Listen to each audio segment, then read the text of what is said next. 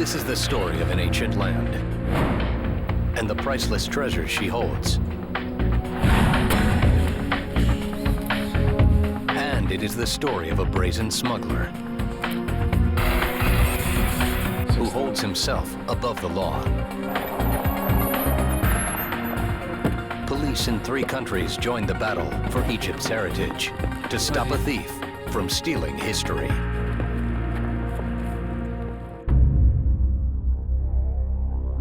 When crimes are committed, an international organization unites police officers to deliver justice. Interpol investigates.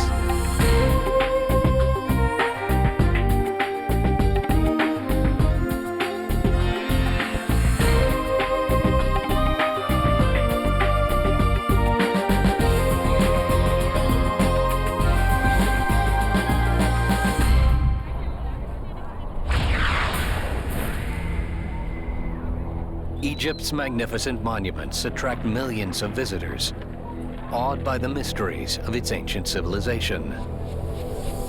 The story of Egypt stretches back thousands of years. Vestiges of her history still stand above and buried below. Priceless treasures.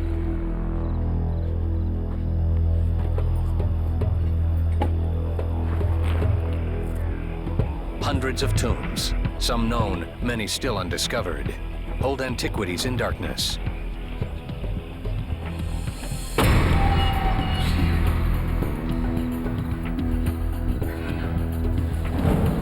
But tomb robbers and smugglers ensure that wealthy collectors around the globe get what they want at a price. I come from a long tradition of smugglers. I'm a Devon man, and they've been smuggling for 1,000 years, and I'm proud to follow on. Jonathan Tokley Perry, ex-British Army officer, restorer of antiquities, and to many, unabashed scoundrel. I just regret there aren't more smugglers around. I perhaps should start a school. Not everyone shares the smuggler's cavalier attitude. To steal an artifact, you steal civilization. You are stealing history. Zahi Hawass, General Secretary of the Egyptian Supreme Council of Antiquities. These monuments do not only belong to Egypt, but belong to the people all over the world. This is the heritage and the culture of everyone. These monuments may belong to everyone, but Hawass and his colleagues are determined to keep them on Egyptian soil. It is not easy when there is lots to steal, and with rampant corruption, many ways to steal it.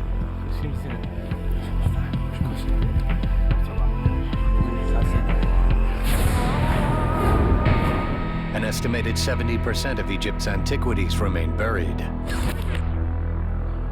Egyptian law prohibits any newly discovered items from being traded or even possessed by Egyptian citizens. In fact, if an Egyptian finds an artifact on his land, he must hand it over to the government, who can in turn seize the land. But in a country where the average income is less than $2,000 a year, many people turn to the black market to keep their property and to make a little cash. If a builder uncovers ancient artifacts or ruins, they must contact the government, who can then shut down their building site. Many rebury the find and seal it in concrete to protect their building project. But even with the promise of some easy cash, most Egyptians are content to protect their property by quietly hanging on to their finds.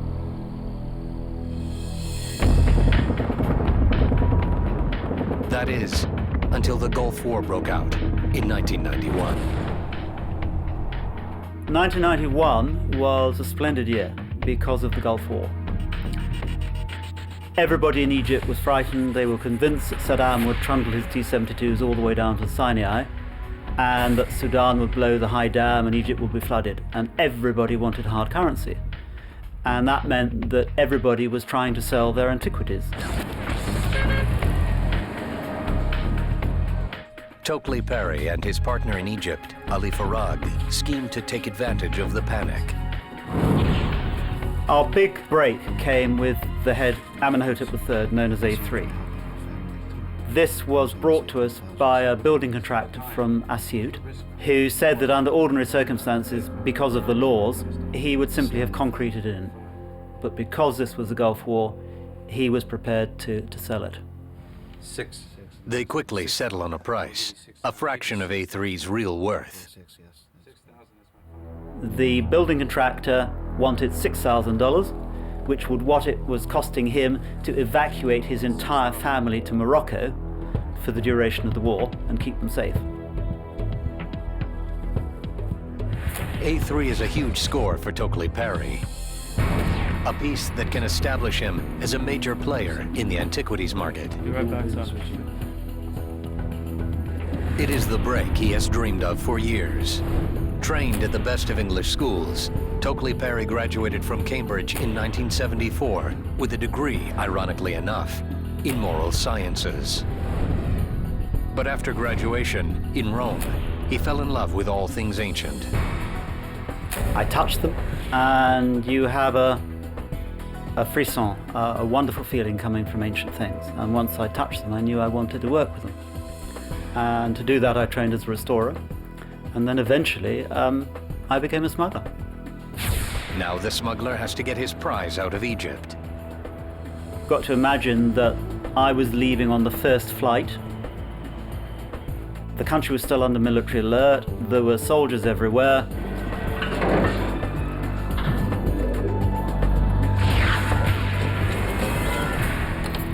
In his room at the Windsor Hotel in Cairo, the art restorer uses his skills to conceal his crime. To prepare something for transport, my first task was to coat it in a conservation plastic called B72. This protects it completely. If he can make the ancient pharaoh's bust look like a replica bought at a bazaar, he'll slip through customs. On top of the plastic, I simply put on a plaster nose, plaster chin, plaster eye. Then I would gild it with gold leaf, and then on top I could paint the decoration, the lines of the eyes, the stripes of the hair, and so on.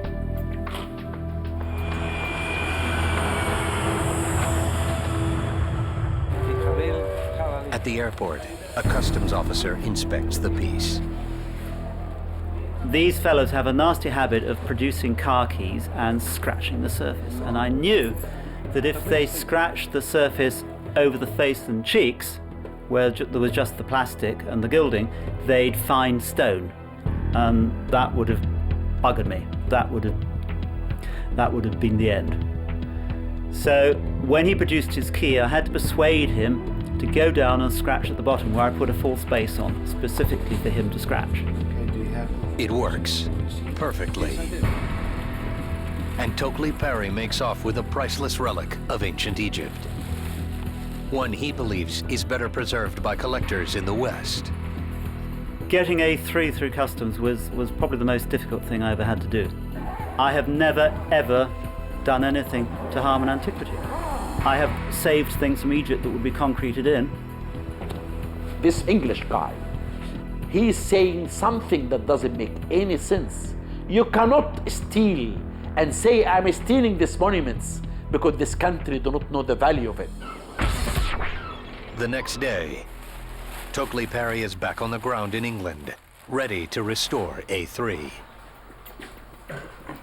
When he dips the bust in a mild acetone bath, the gilding, paint, and plaster dissolve, revealing the treasure beneath. When I brought out A3, it was clear I had an object that was wonderful, absolutely wonderful. It was way above anything I'd ever had before, and I had no idea how to sell it and no idea what it was worth. And it was clear I needed to contact a dealer in that bracket. To find that dealer, Tokely Perry looks to New York. Frederick Schultz is considered one of New York's most prestigious art and antiquities dealers. When he hears about A3, he agrees to help sell it.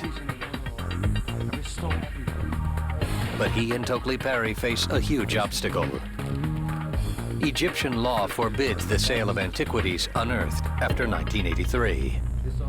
Reputable dealers avoid items that don't come from a recognized collection. One of the things to do was to create an old collection. That is, to give the idea that these objects had come from a collection that had suddenly come to light. So Tokely Parry invents the Thomas Alcock collection. Alcock was a relative of Tokely Parry, a civil engineer who worked on several continents in the 1920s. It's a game that's played. Everybody understands it. And I very much doubt if anybody is ever deceived by old collections in the antiquities world. Using Victorian-era paper tags, Tokely Parry makes fake collection labels for A3 and several other pieces. He dabs the labels with tea bags, then bakes them to give them the yellowed and brittle appearance of age.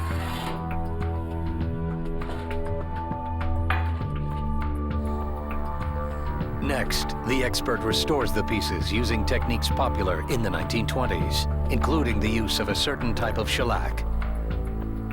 The rest is up to Frederick Schultz in New York.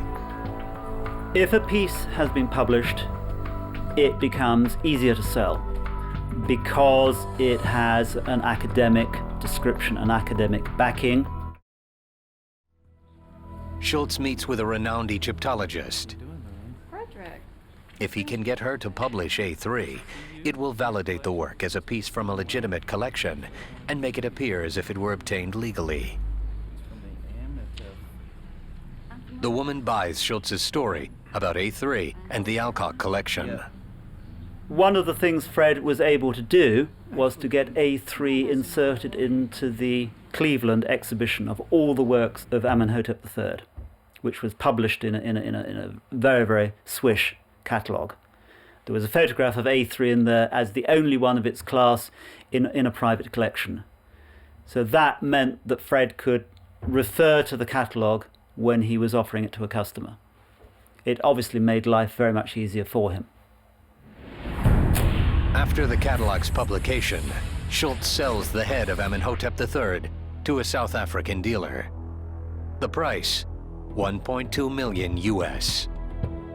Jonathan Tokely Parry makes the biggest score of his career, pulling off what he believes is the perfect crime. But no crime is ever perfect. Smuggler Jonathan Tokely Parry and dealer Frederick Schultz sell a stolen Egyptian artifact known as A3 for over $1 million. It's the smuggler's first big score.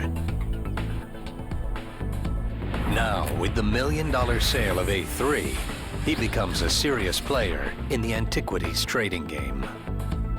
1 minute I was a servant at the tables of the rich, and then suddenly I was the golden goose.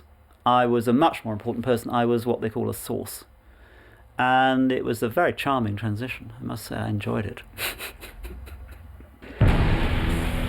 He has operated under police radar for years by maintaining a small operation and watching every detail. But as the smuggler's business grows, that becomes impossible. He has to bring in conspirators.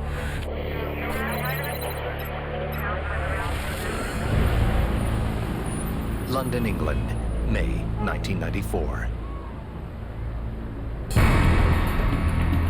A man walks into the British Museum and asks for an appraisal of a remarkable find.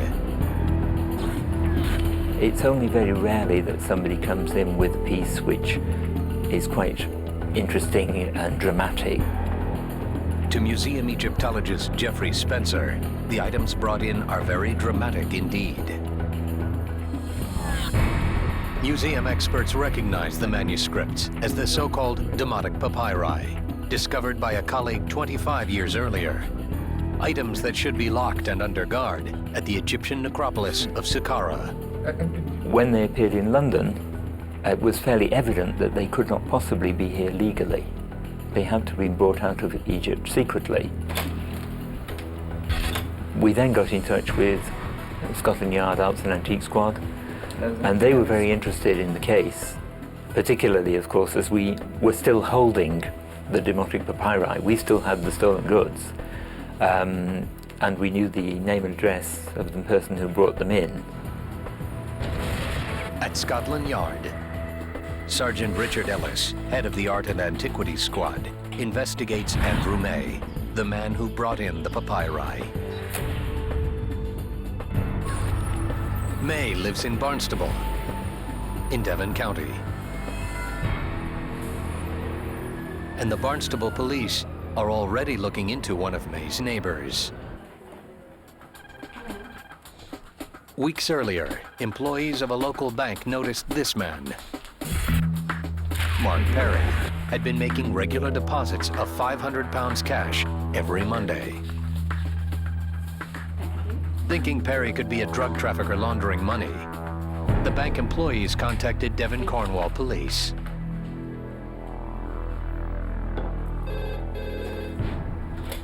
Hello? Detective Constable Stephen Toms is on the possible drug case. We conducted some inquiries initially onto him and couldn't work out where the money was coming in. It wasn't large amounts, it was only hundreds of pounds, but it was a regular thing on a Monday morning. The Devon Cornwall police placed Perry under surveillance. Further checks reveal Perry has been flying back and forth to Egypt on weekends. Well, that was not a usual route for drug trafficking into the UK, so we were at a bit of a loss really as to what was going on. So where the money was coming from was a mystery.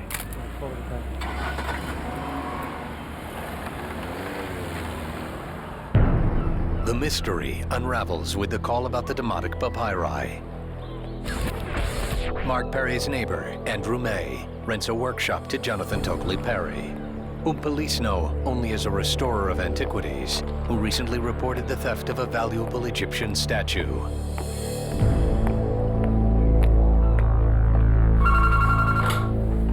Hello, Steve Tom. Constable Toms puts the pieces together.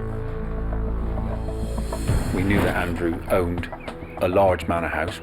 Mark Perry was living in a cottage opposite, and Jonathan Tokely Perry rented his workshop from Andrew May. And all this is within 100 yards of each other, and we just felt it was too much of a coincidence. With stolen artifacts, travel to Egypt, and unexplained cash coming together in the quiet English town, police believe they have uncovered a smuggling ring, likely centered around Tokely Perry. It was not a huge leap to come to the conclusion that Jonathan Tokely Perry was the likely source of the papyrus. Constable Toms assists the Metropolitan Police in executing searches. The team secures warrants. Sergeant Ellis invites Egyptologist Geoffrey Spencer to join them. We're not experts in this field. We couldn't tell whether it was a replica or the real thing, but Geoffrey could. The officers find no incriminating evidence at either May's or Perry's homes. They search Jonathan Tokely Perry's office. And in the filing cabinet, rummaging through, were all sorts of travel documents to Egypt. And there were also documentation in relation to business transactions, selling Egyptian pieces to America. It was decided that the whole content of the filing cabinet would be seized, and we would investigate each document. So far, no antiquities. Come back with boxes. Next, they check the restorer's workshop. Photographs here. And the first thing that drew my eye was several plastic boxes full of photographs. These photographs were of a man later identified to me as Tokely Perry and others in Egypt, at the tombs, inside the tombs, chainsaws in hand, desecration of tombs. My photos were actually irrelevant. All they showed was that I was buying pieces in Egypt and disguising them and smuggling them out. But investigators see it differently. This was his own record. I've often likened this to finding bank robbers who photographed themselves going across the street to hit the bank and then coming out with the proceeds. This is bollocks. I was an amateur doing something very traditional, doing something that my forebears have always been doing. I was old-fashioned. I was the last of the old type. The photos are only the beginning. Investigators finally hit pay dirt and call in Jeffrey Spencer. And, well, his eyes nearly popped out of his head.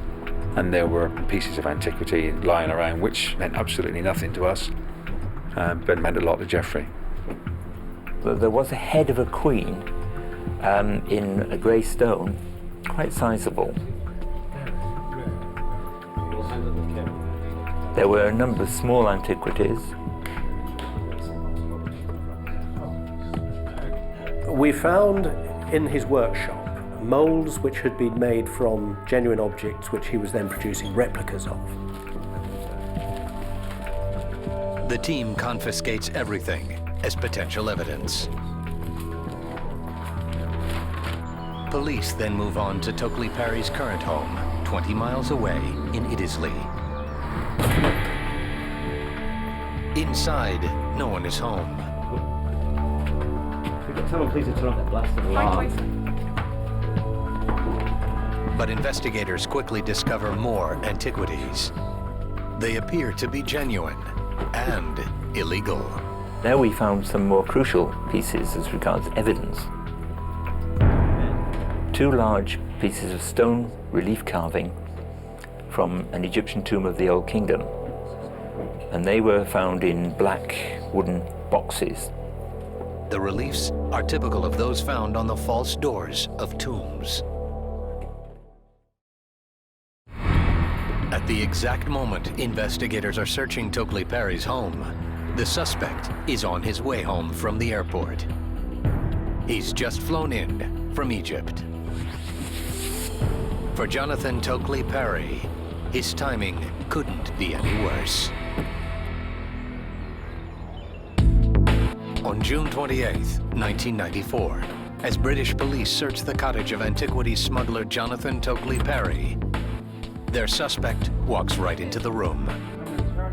On my 65th trip, I got back to my cottage and the door was opened for me by the police. And I thought I'd been burgled. Tokely Parry remains calm, convinced he is safe from prosecution, as he speaks with Sergeant Richard Ellis. He had a suitcase with him, and I got him to open the suitcase. And inside it, he had a folder which purported to show that he was engaged with the Egyptian government on conservation work on the tombs, that he was some form of consultant. Also inside the case is a freshly unearthed artifact. Now, this was a genuine antiquity. It bore a Greek stamp, and it is something which Tokely Parry admitted to me then was an object he had found when he'd been taken to an unknown tomb in Egypt the day before. Since he often buys goods directly from officials in Egypt, Tokely Parry convinces himself it's perfectly fine to export stolen treasures. In Egypt, I was breaking the law, but I kept very good company. Egypt is a military regime. The power lies with the generals, and if the generals are all selling me antiquities, one has to ask where the law is. This international mafia from England, from Egypt, from America, all of them had the freedom to do what they want, had the freedom to steal statues. Such corruption and the huge number of antiquities has made it difficult for Egypt to stop the smuggling trade. The Egyptian government hasn't always been effective in protecting the antiquities of the tombs. Former director of the U.S. Interpol office, John M. Hoff. That a lot of artifacts have never been properly cataloged. The first people ever to see them were grave robbers. They've moved on to the world market without the knowledge of the Egyptian government. So there is this cache of valuable antiquities that's out there in the world that's never been properly documented. To stem the tide of ancient stolen artifacts, the Egyptians pass an anti-theft law in 1983. Anyone removing items discovered after 1983 is stealing and can be prosecuted. Yet Tokely Parry is now in England, where there is no law expressly prohibiting ownership of antiquities. I wasn't guilty. I hadn't broken British law, quite simply. But British law does prohibit what's called dishonest handling of goods stolen from anywhere. This man is trying to find an excuse. This is bad. And I think this can prove that this man is a criminal. Yes, sir. The mass of material that we had discovered in that one day was certainly sufficient to give me grounds to believe that Tokely Parry was involved in a dishonest handling of cultural property. And for that I arrested him. Tokely Parry remains defiant. I stoutly maintain that morally I was doing the correct thing. After being charged, he makes bail and is released. Now authorities turn to the other suspects.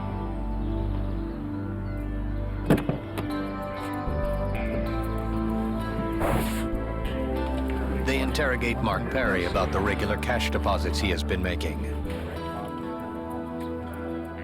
Facing jail time, he turns on the others. He admits that Tokely Parry pays him to make the weekend trips to Egypt and either bring antiquities back himself or ship them back to England. Tokely Parry always buys his plane ticket and pays him £500 per trip. Police know Jonathan Tokely Parry is running a vast smuggling operation. Now they must find out exactly what that operation entails. The photos tell the story. I made about 50 trips by myself. Our secret storeroom was just bulging, especially after the Gulf War. We had bought so much that I literally could not bring it all back myself. That's when he began using couriers, expanding the operation in a sprint for profit. Andrew May and Mark Parry were my couriers. Andrew May was the first one, and Mark Parry was the second one. I should never have trusted anybody because that was what started the undoing. I regret that I didn't just carry on doing what I was doing and doing it apparently successfully. If I hadn't trusted these other people, I wouldn't have got caught up in all the furore. To break the ring and prove the dishonest handling charges, police need help. At the British Museum, Egyptologist Geoffrey Spencer tries to identify the confiscated items and determine their origin. He starts with the stone reliefs found under the bed and notes they resemble reliefs documented in the tomb of Hetepka. If he can prove they are an exact match, police can make their case against the smugglers. But Spencer runs into difficulty. When looking at the detail, they didn't quite match exactly, and that was a problem. Tokely Parry must have changed the appearance of those slabs so that we wouldn't be able to do what I was trying to do, trace them back to their source, the tomb of Hetepka. To confirm the suspected touch-up, museum scientists run a chemical analysis of the pigments used on the hieroglyphics. The results confirm their suspicions. The hieroglyphs have been changed, and in some cases, Tokely Parry had made a mistake in that he'd used modern pigment, which was not known to the ancient Egyptians. But police need to prove the seized antiquities recently came from Egypt to make the case that Tokely Parry handled stolen goods and broke British law. To be legal, collectors of Egyptian artifacts discovered before 1983 must register them with the government. Interpol helps monitor these legal collections by coordinating a worldwide database of stolen artwork. But this doesn't help Scotland Yard nail Tokely Parry. No one has reported any stolen items from the tomb of Hitepka. It's possible that no one has noticed the theft yet. But more likely, the smugglers bribed guards and other officials to keep the theft quiet. Looking for evidence of Egyptian contacts, the Art and Antiquities Squad reviews the recovered files and photos. They know Tokely Perry and his two couriers are involved. It's a completely different piece. In the files, they find references to an Egyptian contact known only as Ali. Ellis asks Egyptian authorities for help, including General Aziz Maklad of the Egyptian Antiquities Unit. It was frustrating, because all we knew was that this ring consisted of 3 British men and 1 Egyptian man called Ali. Only that one name, Ali. It doesn't give police much to go on in a country of 60 million. But this one man could hold the key to crack open the smuggling ring and nail Jonathan Tokely Perry. With the help of Interpol, police in Egypt and England team up to dismantle an antiquities smuggling ring headed by Jonathan Tokely Perry. Zahi Hawass of the Egyptian Supreme Council of Antiquities. We are going to capture all of them to prove to the world that Egypt is caring for the first time about the protection of our monuments. But it's not going to be easy. Their only lead in Egypt is a single name, Ali. But General Aziz Maklad has a plan. I started contacting my secret sources. The only way we could bust this ring was to use informants. We had to place them between the artifacts and the thieves. The informants give them a name. Ali. They identify Ali as Ali Farag. He comes from a family of suspected smugglers, but has kept clean himself so far. The team feels as if they're getting closer. Scotland Yard Detective Sergeant Richard Ellis flies to Egypt to follow up on the stone reliefs found under Tokely Perry's bed. There, Ellis joins a multinational team of police, and together they travel to the tomb of Hitepka at the massive necropolis of Saqqara. This tomb is one of the most precious in Egypt. While Hitepka wasn't a pharaoh, he oversaw the hairdressers to the pharaohs, an intimate to a royal family thousands of years ago. It was the first time we had ever seen a tomb for someone from the general public. This was an extremely rare tomb. That's why the thieves would pay the dealers and the smugglers extraordinary amounts of money to steal from this tomb. There is no evidence of theft, and the doors remain sealed.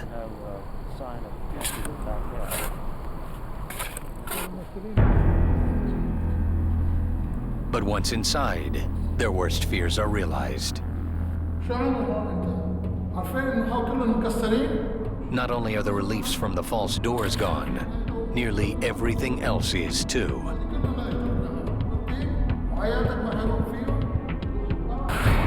The tomb's guards confess they allowed robbers inside in December 1991. The investigators believe this must be how Jonathan Tokely Perry got the stone reliefs they found under his bed.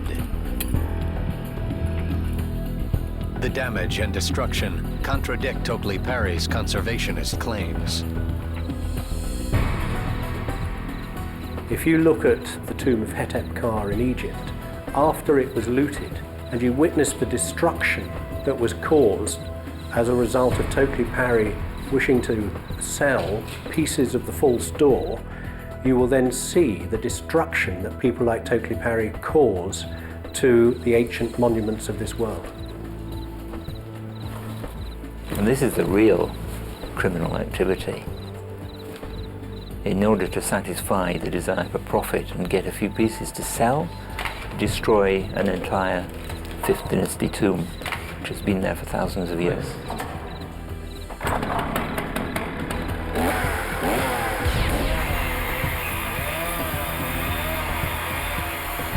After emptying the tomb, the robbers resealed the doors and disappeared. To solidify the case against the robbers and smugglers, Egyptian antiquities police look for evidence of other thefts. They reopen other tombs in Saqqara and find that the looters have been busy throughout the ancient site. Jonathan Tokely Perry may be out on bail, but he is still running his smuggling operation. He gets word that a Stelly, a stone burial slab inscribed with a tribute to the god of the underworld, Osiris, is available on the black market. It is a piece Tokely Perry cannot pass up. He contacts American dealer Frederick Schultz. They then promise to wire a series of payments totaling nearly $100,000 to various middlemen. The sellers blindfold the ring's Egyptian contact, Ali Farag, and drive him through the streets of Cairo to the place where they secretly hold the Stelly. There, Farag makes the deal, finalizes payment, and arranges shipping in a container headed to a storage unit in Switzerland. We paid $40,000 for that container, of which $3,500 were for the shipping, and the rest, $36,000, went to the Antiquities Police for a single sheet of paper. That's how smuggling works in Egypt now. It's semi-industrial. It gives you an idea of the international nature of this market and how easy really it is, if you've got the right sort of connections, to move even large objects, because this is a very big piece of stone. Scotland Yard is trying to keep Tokely Perry on British soil by taking away his passport. But Tokely Perry is nothing if not resourceful. He quickly hatches a scheme to get it back. And he made an application based on the death of the mother of a former fiancé who happened to live in Switzerland. And he wished to have his passport so he could travel to Switzerland to support the former fiancé and attend the mother's funeral. Ellis calls on Interpol for help. Through the International Police Force, Swiss police check the story and discover no such death took place. Ellis persuades the courts to deny the phony request. But Tokely Perry doesn't stop there. He substitutes a different family name, secures a passport, then heads to Switzerland. When he gets to his Geneva storage unit, Tokely Perry finds a surprise. The Osiris Stelly he and Frederick Schultz paid for is not there. After a year-long painstaking investigation spanning 3 continents, authorities are ready to strike. The name for their plan, Operation Bulrush.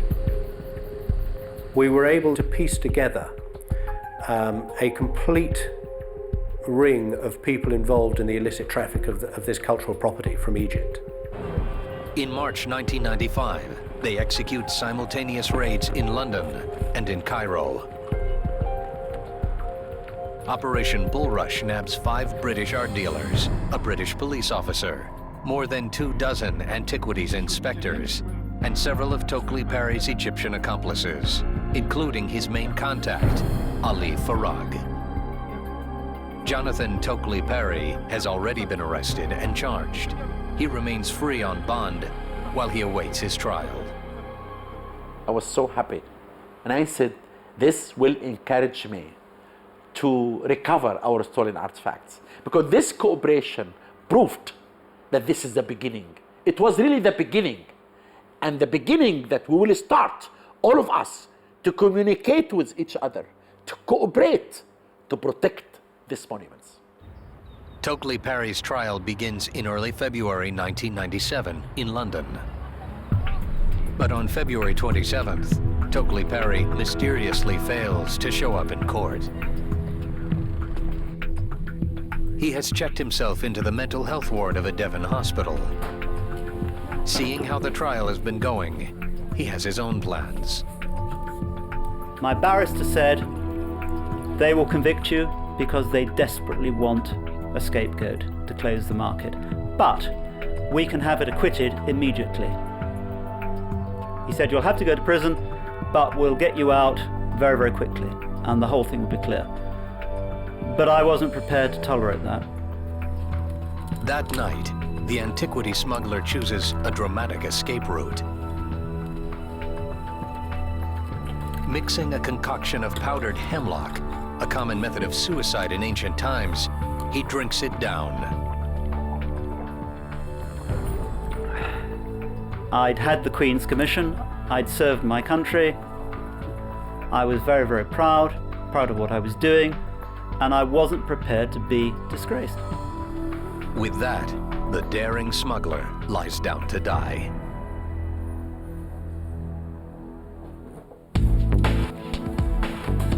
While on bail during his trial, notorious smuggler Jonathan Tokely Parry checks himself into a mental ward in Devon, England, drinks hemlock, and awaits his death.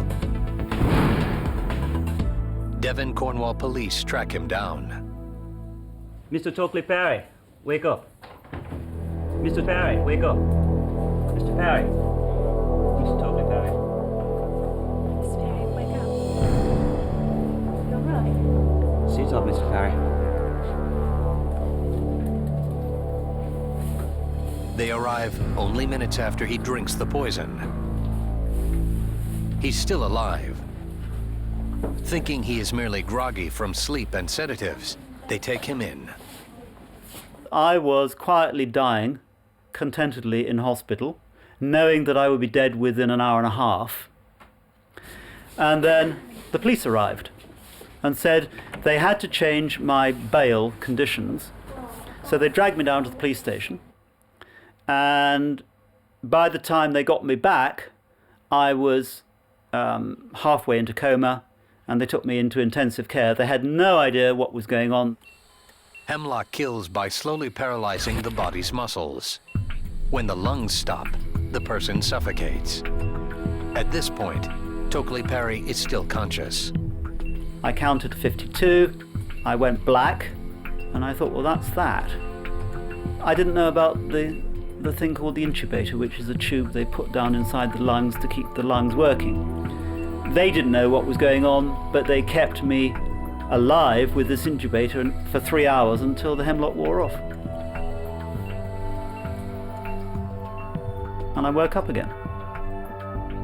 Not a happy boy. With Tokely Parry brought back from the dead and vowing not to attempt to take his life again, a new trial begins. On June 18th, 1997, Jonathan Tokely Parry is found guilty of secondary dishonest handling and sentenced to 6 years in prison. In Egypt, he is tried in absentia, along with 11 co-defendants. All are found guilty and sentenced to 15 years hard labor, which Tokely Parry will have to serve if he ever returns to Egypt. I should only have had 18 months, 2 years sentence. But they gave me 6 years to set an example. Egyptian authorities welcome the example and hope to make it a rule. This is important. This is a part of our heritage. But there's a final missing piece of the puzzle. The Stolen Stelly that Tokely Parry believed was shipped to Switzerland. This is a piece that came out through the Farag brothers' route into Switzerland. And from there it was sold to a dealer who subsequently sold it into France, and from France it made its way to New York. New York FBI agents trace the piece along its winding path. Their pursuit pays off when they finally find the Stelly at the Fifth Avenue apartment of a wealthy collector.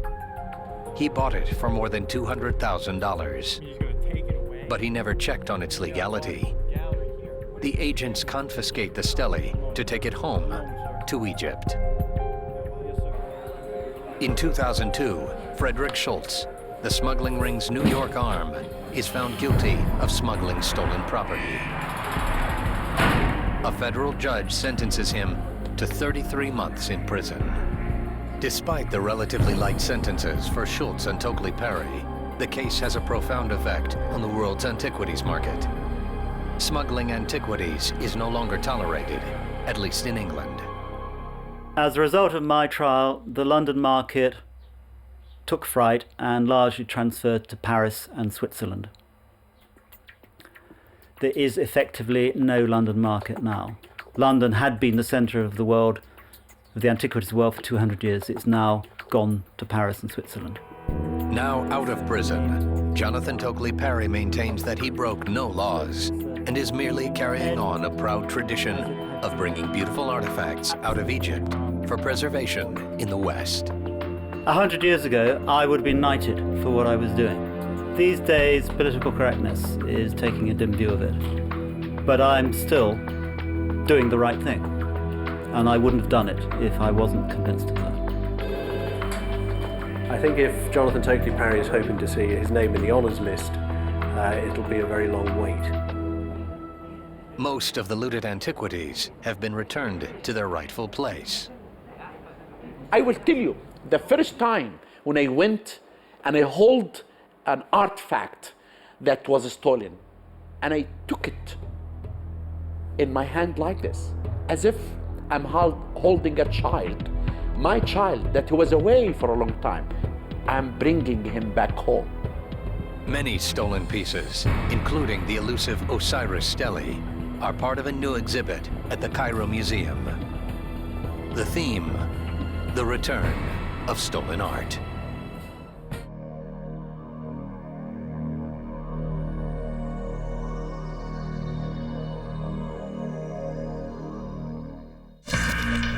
This is the story of an activist who pleads for peace in public, but privately holds a sinister secret.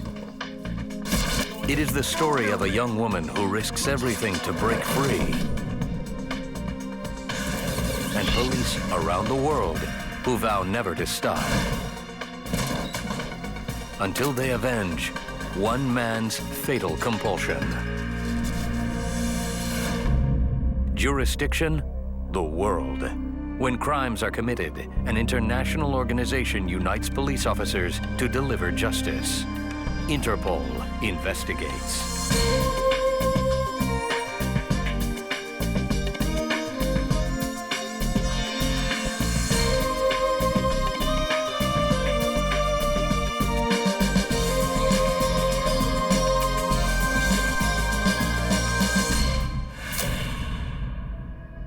Holly Maddox was the oldest child in a family of 7. She grew up in a middle-class home in the town of Tyler, Texas. Holly was very much a caretaker, big sister, kind of surrogate mom in a lot of ways. Holly's sister, Meg Wakeman. Holly had a special closeness with all of us.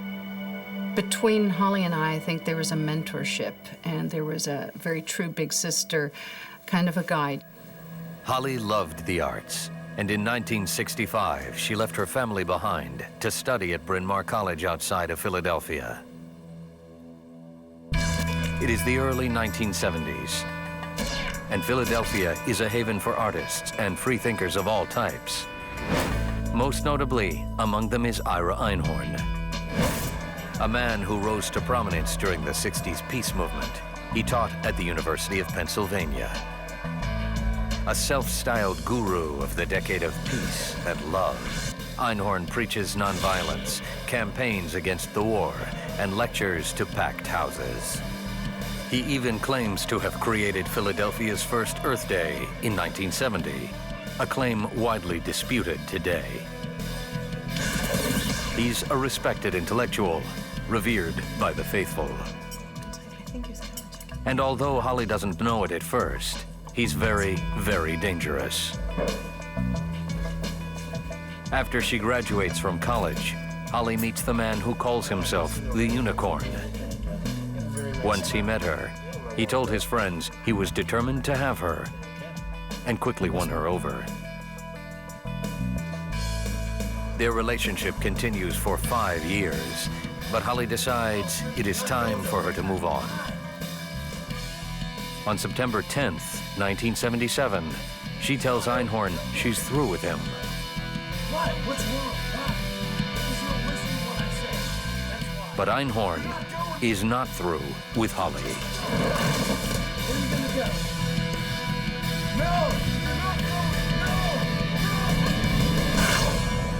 Over 1,250 miles away, in Texas, Holly's family becomes concerned. She has always kept in touch with them, writing letters frequently, but her last few letters trouble her family. Her letters about Ira were always, Ira did this and Ira did that, and I think there was something underlying it that made us wonder, but what about you? It wasn't their relationship, it was all about Ira. It went into the dynamics of possession, and I don't believe she knew at that point how much of a possession that she was to him. And we didn't really know how to tell her, you need to get out and you need to run as fast as you can away from this man. But then, Holly's letters stop completely. They haven't heard from her in weeks, and she's missed family birthdays, which she never does. Here it was the early middle of October, no birthday cards for the 3 birthdays in October. Don't trust him? There were no phone calls, no letters or anything. So this was very odd. We knew that something must have happened. So Mom tried to call her. The last number they have for Holly is at Ira Einhorn's.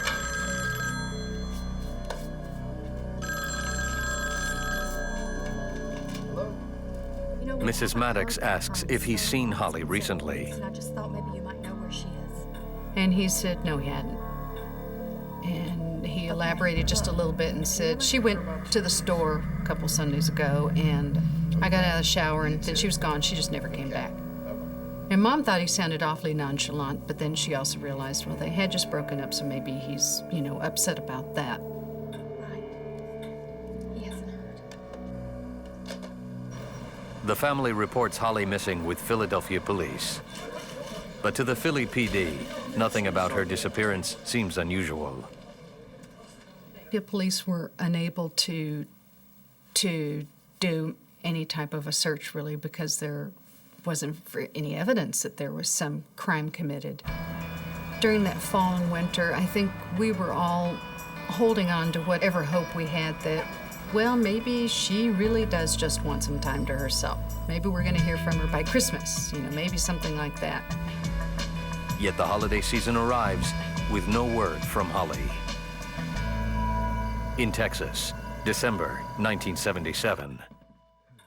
Holly's family hires retired FBI Special Agent Bob Stevens to investigate her disappearance. The private investigator first wants to know about Holly. She excelled in high school and college, always doing the right thing. I know a lot of people characterize Holly as an all-American girl, and that's still not quite doing her justice, even though she was so pretty and she was the cheerleader and salutatorian and all of that. She kind of went beyond all of those things. She didn't just stay in a category. She certainly had an aura about her. She had a power that was within that. She had a gentleness and kindness and goodness. The family tells Stevens about Einhorn, the breakups, and the subsequent disappearance. A particular card for... Holly's sister told Stevens about a school trip to England in 1977. Holly was there on vacation with Einhorn. No matter where they went in this person's house where they were staying, Ira kept tagging along. And Buffy and Holly couldn't have any private time together. And finally, Holly said, "Leave us alone." Later, when she could talk, Holly told her sister of Einhorn's possessive actions and that he cheated on her with a number of women. I'm here for you, okay? Although she was worried what he would do when she left, she was determined to go.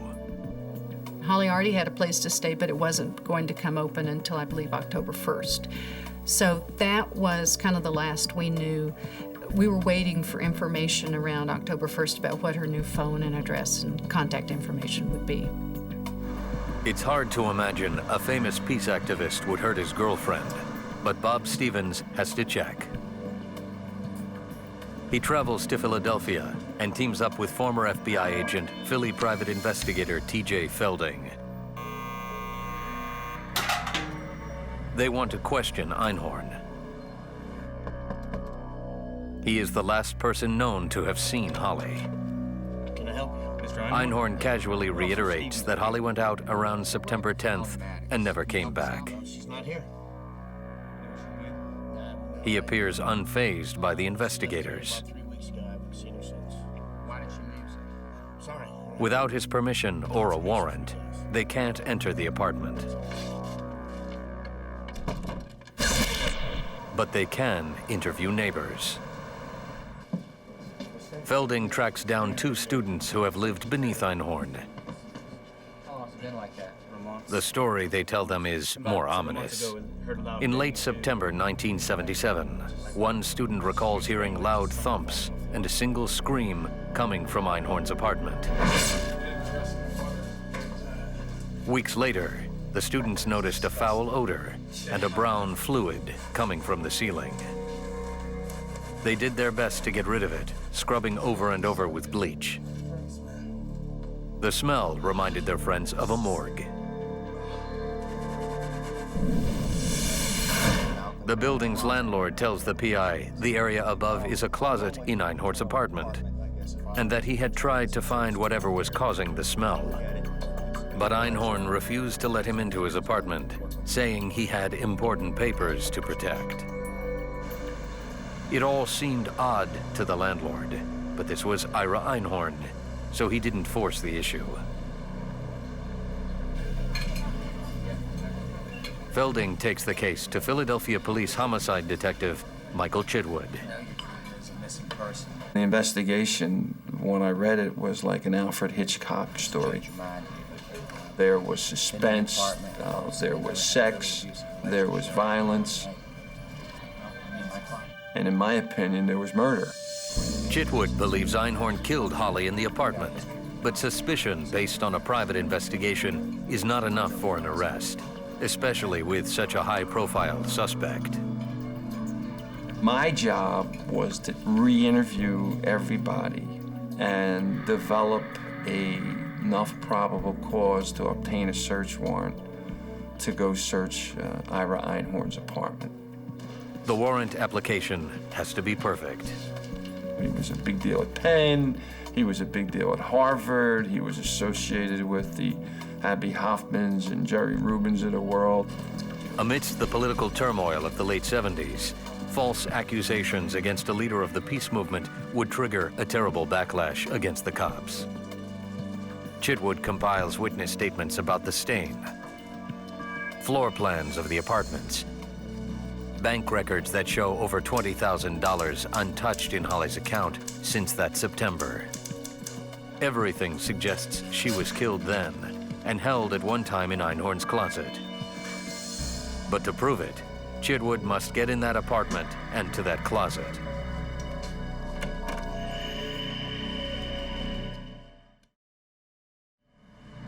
March 28th, 1979. The search warrant has been signed. Investigators hope to find hairs or traces of blood. 18 months after Holly vanished, her family hopes for resolution.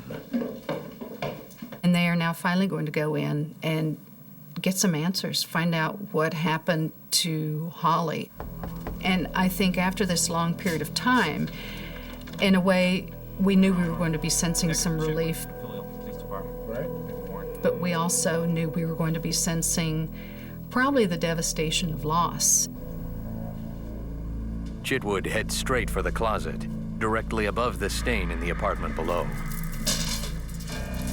But the door is padlocked, and Einhorn claims there's no key. No. I said, fine. I got a crowbar from the evidence technician, and instead of breaking the lock, I took the hasp off. So where the screws were screwed in, I took that off so that the lock was still intact, and I opened the door. Inside the storage closet, Chitwood finds a trunk, a suitcase, a woman's purse, and notices the faint smell of decay. Inside there were various pieces of identification of Holly Maddox, Social Security card, library card, driver's license, all types of property that women usually carry in their bag. The suitcase is Holly's too. By now, Detective Chitwood is sure what he will find inside the trunk. And I had been a homicide detective for a lot of years, and I've seen dead bodies, and I've seen decomposed bodies. This was decomposition. This was a dead body. This was death. You got a key to this? They're only a few more clues away from solving the mystery of what happened to Holly Maddox. But that's just the beginning of the deep mysteries that surround Ira Einhorn, the peace activist who's showing a violent side that may have turned deadly.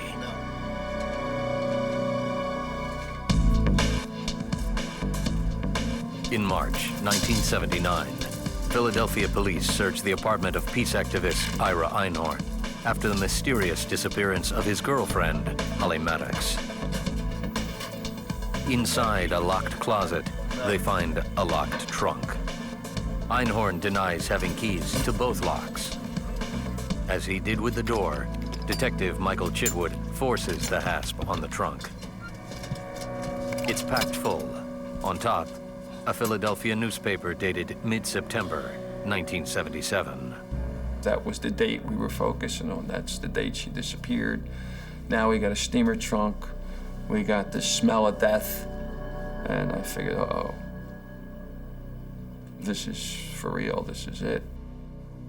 Under more papers, a mummified human hand.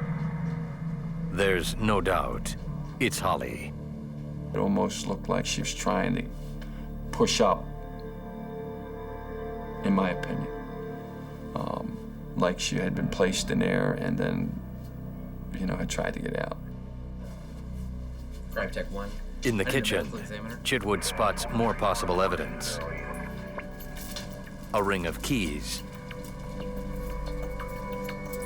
The ones Einhorn denied having. One key fit the padlock to the closet door. The other key fit the lock to the steamer trunk. As far as I was concerned, that was the slam dunk. That was the home run because he had denied he had the keys, didn't know where they were. In spite of the overwhelming evidence, police are shocked. Never in a million years did we expect to go in there and find the body. It just wasn't feasible. It just couldn't happen. This was Ira Einhorn. He was a guru. He was a political person. So he was a cultural icon. Philadelphia police charge the Unicorn with one count of murder.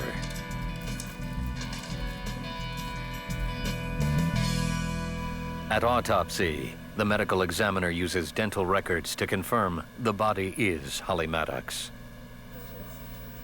Yes, please. She was killed by at least 6 severe blows to the head, which caused multiple fractures. The ME notes that Holly might have been still clinging to life when placed in the footlocker. But still, the police keep asking why. And why would Einhorn keep the body? Forensic psychologist Dr. Chris Mohandy believes it's all about control. What I think drove Ira to kill Holly Maddox was her rejection and leaving him. It was one of these, I'll be the one to say when this relationship ends and how it ends. And thus he took the control back that she was trying to take. And then he added another step to it. Not only are you not leaving me, but you're not leaving me even after you're dead. I'll show you.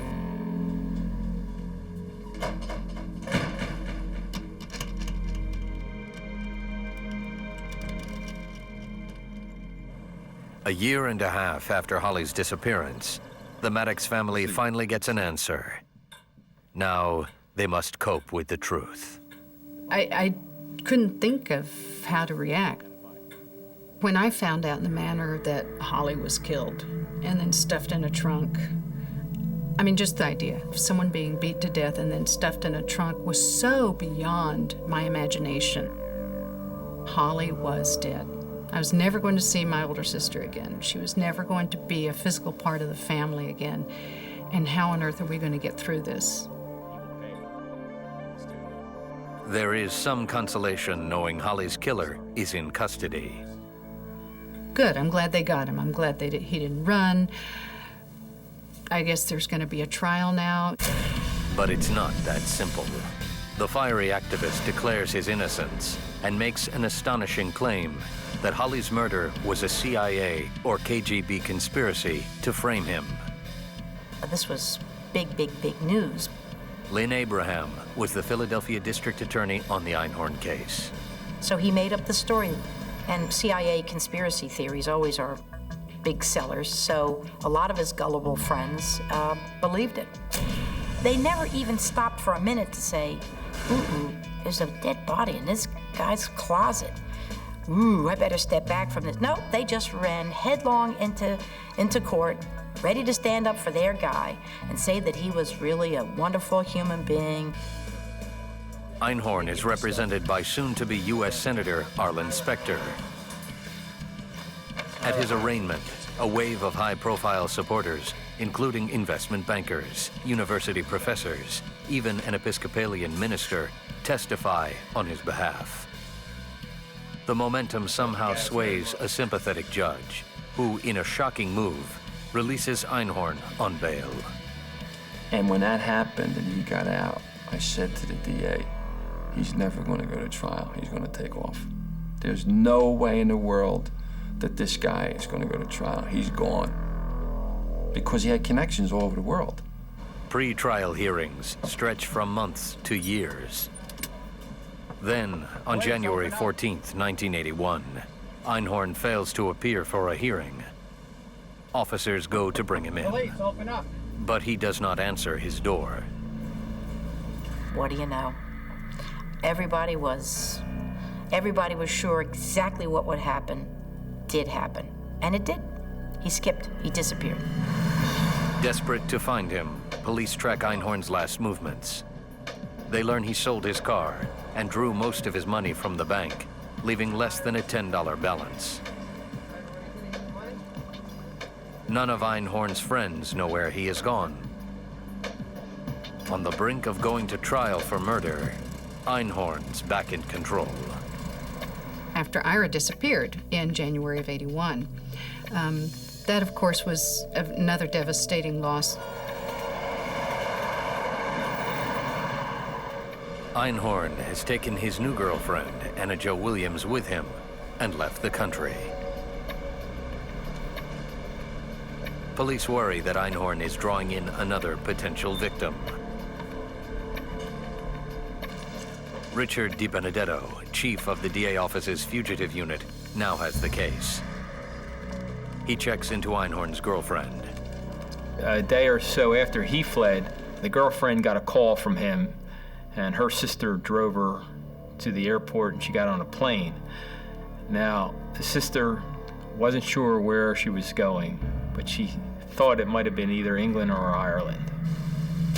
Because Einhorn likely fled the state and the country, the FBI joins the case, and Special Agent Michael Carbonell partners with DiBenedetto. The FBI obtained a warrant for his arrest. It's called unlawful flight to avoid prosecution. And then he became a federal fugitive, which gave us the authority to look for him anywhere in the world. To best do that, the Philadelphia police and the FBI need Interpol. At the time, John Emhoff was the head of Interpol US. When I first came to Interpol, Ira Einhorn was a premier fugitive from the United States that we wanted to see brought to justice. He was a high priority because of the heinousness of the crime. He was somebody who was in the public eye, and basically he was thumbing his nose at society, saying, I can do as I please because of who I am. Right away, Interpol issues a red notice, their highest priority fugitive alert. The red notice told the world that the United States, on behalf of the Philadelphia District Attorney's Office, was looking for a murderer, Ira Einhorn. U.S. Department of Justice Interpol liaison, Mary Jo Gruttenrath. It gave them his picture, his fingerprints, his physical description, as much as we knew about any habits of his that might help the police to locate him. Di Benedetto and Carbonell begin with Einhorn's collection of addresses, confiscated during the search of his apartment. Second place is The manhunt won't be easy. The famous fugitive has more than 350 contacts in over 20 countries. Boston. Fugitive investigations are difficult enough domestically.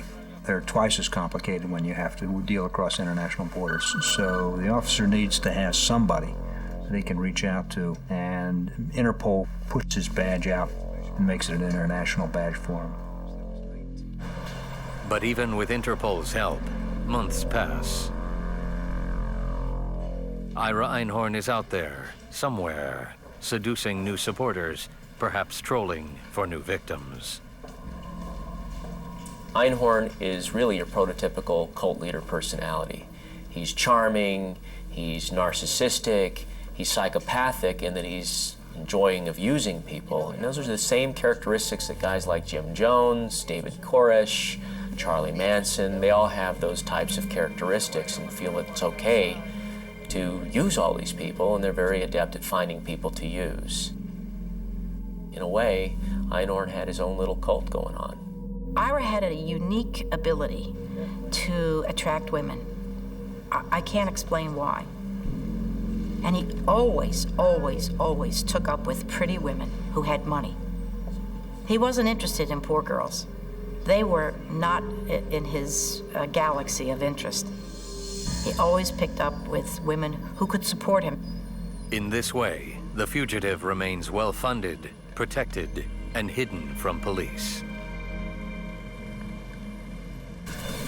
While the search for Einhorn continues, police delve into his past for clues. They find ex-girlfriends who tell of terrible abuse, especially when they try to leave him. Abusers like Einhorn do not like rejection. And that moment of deflation is a very dangerous moment because they don't like to experience that feeling. They'd rather feel powerful and in control. The only way to restore that in that moment is to become extremely violent.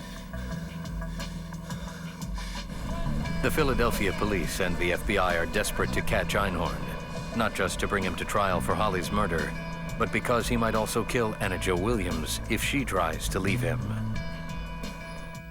Once a person has crossed the threshold of taking a human life, there's nothing holding him back. He's got no remorse. There's nothing to stop him from doing it. The threat to Anna Jo Williams is very real. Police fear Ira Einhorn is not yet finished. After police discover the mummified body of Holly Maddox in Philadelphia, Interpol and police around the world search for her suspected killer, famous peace activist Ira Einhorn, who jumped bail. Philadelphia police and the FBI comb through evidence collected from Einhorn's apartment. Some of the most disturbing pieces of evidence are Holly's journals. Her writing reveals details of a terrifying and abusive relationship. Holly's sister, Meg Wakeman.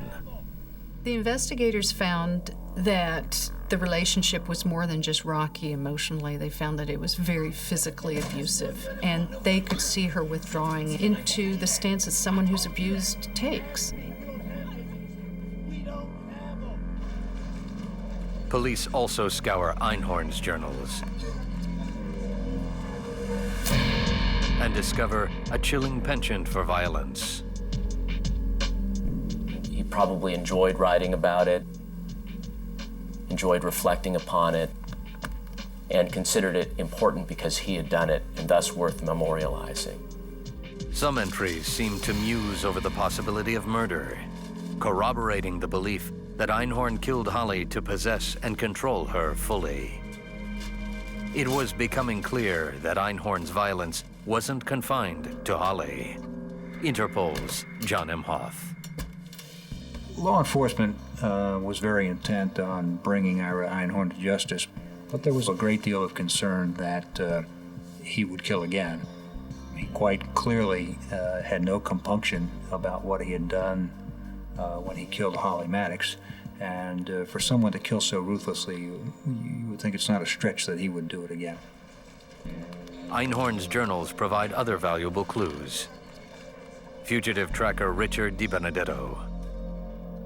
They were helpful in the sense that he talked about different acquaintances he had in other countries and how he had traveled to those countries over a period of years. Einhorn seems particularly fond of the UK, and police believe he's in England or Ireland. In fact, they are correct. Einhorn and Anna Jo Williams have settled into Dublin, renting an apartment from Professor Dennis Weir and his wife. The fugitive uses his real name, though he tells the Weirs he is an American writer. Einhorn rarely goes out, and only occasionally talks to the Weirs, who grow increasingly uneasy with their new tenant. There were various things about his manner which were a little bit strange, but they're very hard to define. I'm talking about a look, a mannerism, just a way of speaking that made one a little bit uncomfortable. The Maddox family worries for Anna Jo Williams. I thought, you know, does she know what's going on? Does she have any idea that this guy had a dead body in his closet for a year and a half? Is she even thinking about the possibility that he could kill her for whatever reason he killed Holly? In April 1981, the Weirs plan a trip to Chicago. And so we told Ira that we were going to go to the States, and he became a little agitated at that point. And he said to my wife, "Don't talk about me in the States or you'll get me extradited." It was obviously a provocative sort of thing to say, and one which would inevitably excite one's curiosity. Once in the U.S., Dennis Weir asks around, learns his tenant's true identity, and immediately goes to the Chicago FBI. When Philadelphia authorities learn of the sighting, their elation is short-lived. Unfortunately, at the time, there was no extradition treaty between us and the Irish government. It's maddening bad luck. They know where he is, but they can't arrest him. The Irish police are not going to hold Mr. Einhorn because they can't extradite him back here. And since he's broken no laws in the Republic of Ireland, they have really no right by their law to hold him. So we were stuck. Irish police can only escort the Weirs when they return home and help evict Einhorn. One of the world's most wanted fugitives simply walks away. Off he went, and I remember very well. He scurried off. It was a strange feeling in the silence of the house, wondering what happens next. Although the Weirs don't realize it, they haven't seen the last of Ira Einhorn.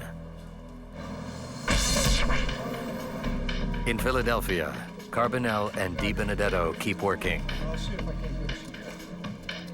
It was very frustrating when we discovered that Einhorn was in Ireland because we really couldn't do anything. But by the same token, at least we had known where he was. So, I mean, that was of some help. Now the manhunt has to sharpen its focus. Investigators update the Interpol Red Notice, hoping if Einhorn leaves Ireland, someone will spot him entering a country that will extradite him.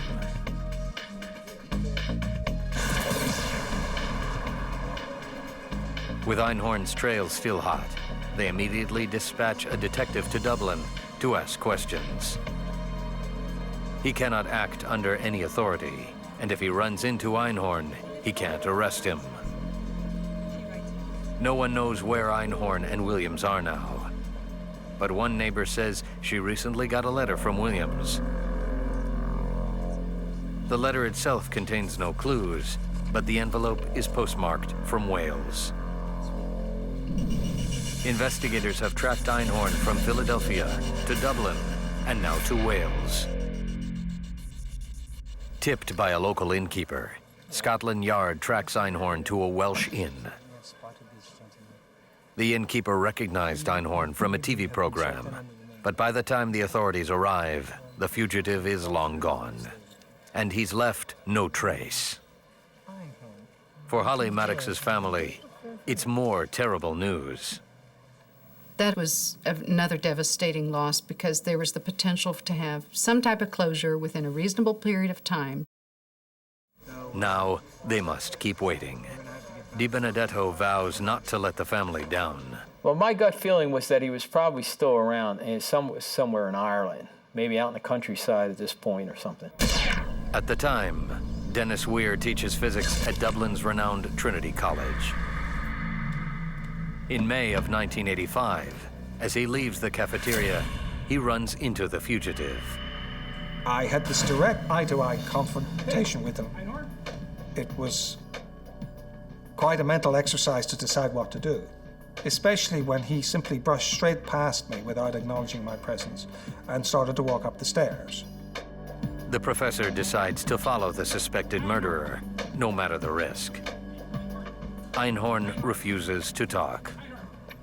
And I actually walked behind him until we reached the front square of the college, that is to say, exited the building, and I stood there to watch him walk into the distance. Professor Weir immediately contacts Philadelphia authorities. By this time, the U.S. has an extradition treaty with Ireland. Detective Michael Gormley of the Irish Police launches the offensive in a matter of hours. But it's too late. By the time we located Ira Einhorn's address in Dublin, he was gone at that stage. He had gone. The apartment is one of a few hideaways Einhorn has been using. Einhorn has an endless supply of money. Interpol hopes neighbors can help. Many know the American couple, and some saw them leave suddenly the day before. I spoke to about a dozen people. Every one of them described him as a charmer, well-read, well-versed, and could speak about any subject under the sun. They knew he hung out at the college and at local bookshops, but not today. Another miss, but police won't give up. Obviously, it was very frustrating again. By the same token, I was somewhat optimistic because now we had found him twice in a period of 4 or 5 years. You know, maybe our chances were getting better here now. But Einhorn remains elusive. Then, in late 1985, the break police had been waiting for literally walks in their door. Just 6 months after the last Dublin sighting, Anna Jo Williams suddenly resurfaces in the United States, willing to talk.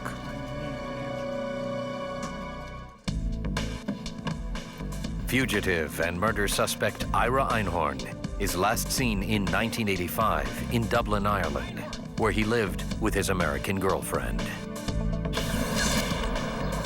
6 months later, the girlfriend returns to Philadelphia, alone, and comes to the police on the advice of her lawyer.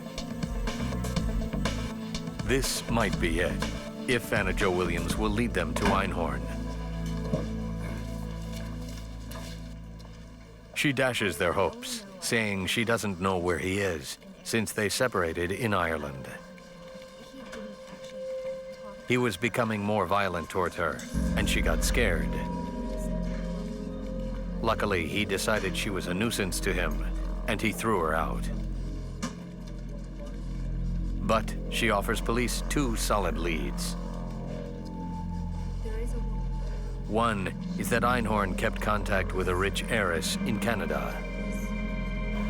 The second lead is that Einhorn spent a lot of time with one particular friend. A man named Nicholas Edwards, who owns a Dublin bookstore.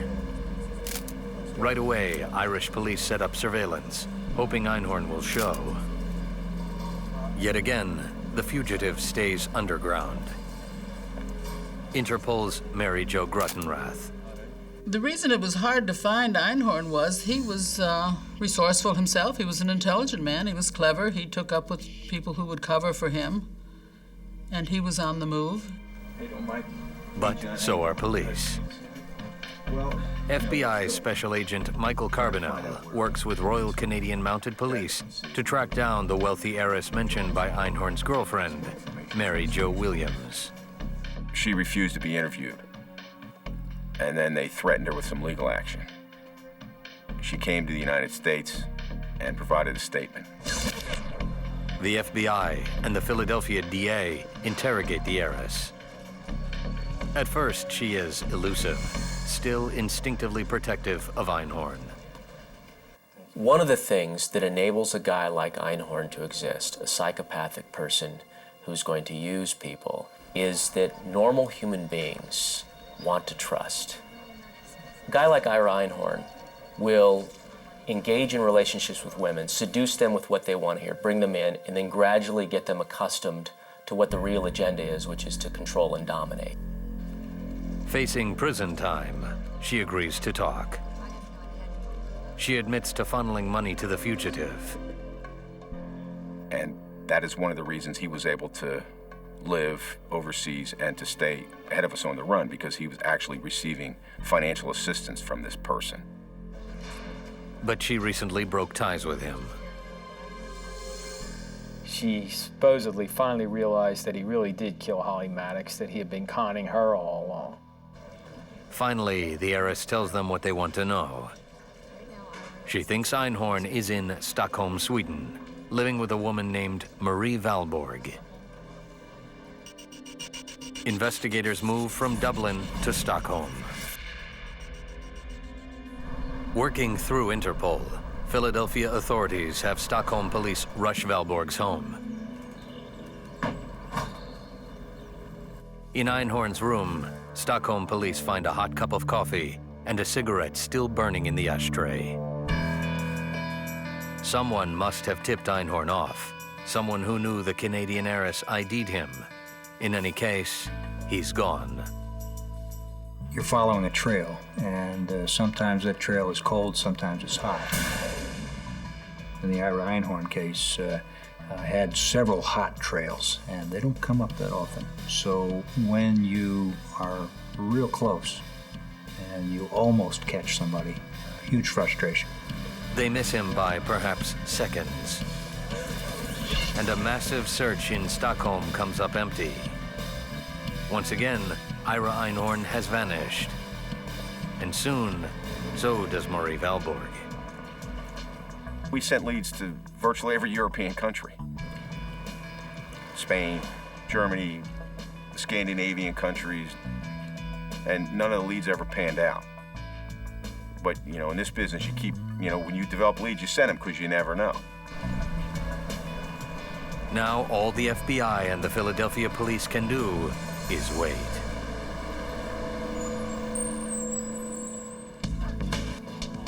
Almost 11 years after the brutal murder of Holly Maddox, her killer, Ira Einhorn, remains on the run. The grueling wait for answers takes its toll on Holly's parents. Even though it damaged their health, certainly, it took years off their lives. It hurt them so much to the core that they couldn't even heal from deep inside. We were angry that he kept getting away. Both Fred and Elizabeth Maddox die while their daughter's killer is still on the run. The family keeps pressuring the police, and in 1993, a Philadelphia jury convicts Einhorn in absentia of murder. Carbonell and DiBenedetto still have to find him. Weekly, we would meet and discuss what to do, because some things sometimes you just run out of leads. There's, you know, you've done it, you've been over it, there's nothing. It languishes, and we would go back over and re-interview people, and, you know, we knew the guy was still out there. Now, they just have to find him. Finally, in 1997, another big break, thanks to authorities' attention to the smallest detail. Interpol Sweden runs a check on Einhorn and his latest girlfriend, Marie Valborg. And this time, they get a hit. A woman named Marie Valborg Edwards has applied for a driver's license in France. Police believe she is living in Champagne-Mouton, France.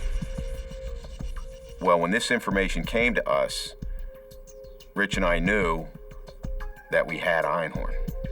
Michael Carbonell and Richard DiBenedetto have worked together on the case continuously for about 9 years. That's the most excited that both of us were on the case, because we were both convinced that he was in France with her. But there's a problem. This house is out in the countryside, and it's kind of isolated. French authorities must go in undercover to get close. What they were doing was, over a period of a few weeks, they were posing as fishermen in a stream by the house. One day, they spot someone there. It's Einhorn. It's now or never. We were concerned that Einhorn would flee once again. We didn't want that to happen because we had never been closer to him. I mean, this was it. On June 13th, 1997, French police raid Einhorn's house in Champagne-Mouton and capture the fugitive, who remains smug, smiling at the cameras. So when the French police actually laid their hands on him and he was in handcuffs, it was a huge moment. It was a huge moment. Rich and I were just ecstatic. It was one of the more satisfying moments of my career. I felt like justice had been served, and I was especially happy for the Maddox family. But it's not over yet. France refuses to extradite Einhorn because he's already been convicted, and they refuse to hand him over if he might face the death penalty. 4 years of legal wrangling commence. The U.S. authorities have to convince the French government they won't seek the death penalty, and they will retry Einhorn. On July 20th, 2001, Ira Einhorn once again sets foot on American soil in Philadelphia, this time in shackles, surrounded by U.S. Marshals. It's been over 20 years since he jumped bail and fled. It was a huge victory for justice just in getting him back here, because everything was back on track as it should have been. On October 17th, 2002, a jury finds Ira Einhorn guilty of Holly's murder and sentences him to life in prison without parole. Thanks to the police work of agencies around the world working with Interpol, Ira Einhorn will never leave prison alive. I wish my parents could have been alive to be in the courtroom to see the verdict come down and realize that their daughter's killer was now not going to have a life of freedom like he had enjoyed and flaunted in everyone's face. But I think all of us all feel that they know it.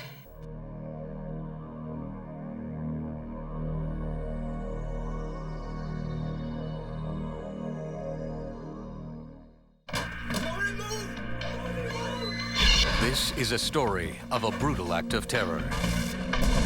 The loss of 58 innocent lives. And the man who almost got away with it. Interpol and the FBI embark on a worldwide manhunt to catch a merciless terrorist before he has the opportunity to strike again. Jurisdiction, the world. When crimes are committed, an international organization unites police officers to deliver justice. Interpol investigates.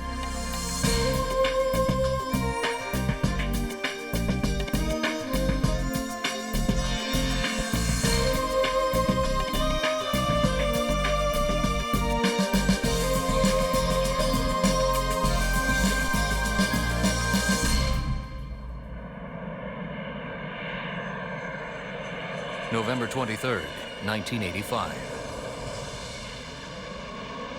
Athens, Greece. Athens airport is crowded that day, packed with travelers from dozens of countries.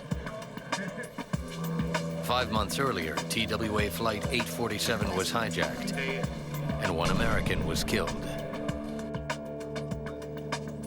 Airport security is tightened, but Anthony Lyons, an Australian steel salesman, sees something he doesn't like at the metal detector. And the guy stopped him, and so he put his hand in his pocket and he pulled out the camera, showed it to the guy, and the guy never made him go round back through again. He just said, "Oh, okay." 3 young businessmen follow the man with the camera through the security checkpoint. Like Anthony Lyons, they are traveling from Athens to Cairo. It is a trip they have been planning for some time.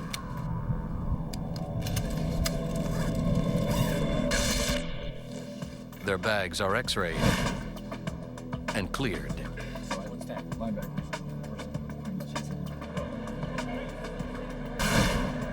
Lyons arrives at the gate to find that the flight to Cairo has been delayed and notices the 3 businessmen at the end of the line seem agitated.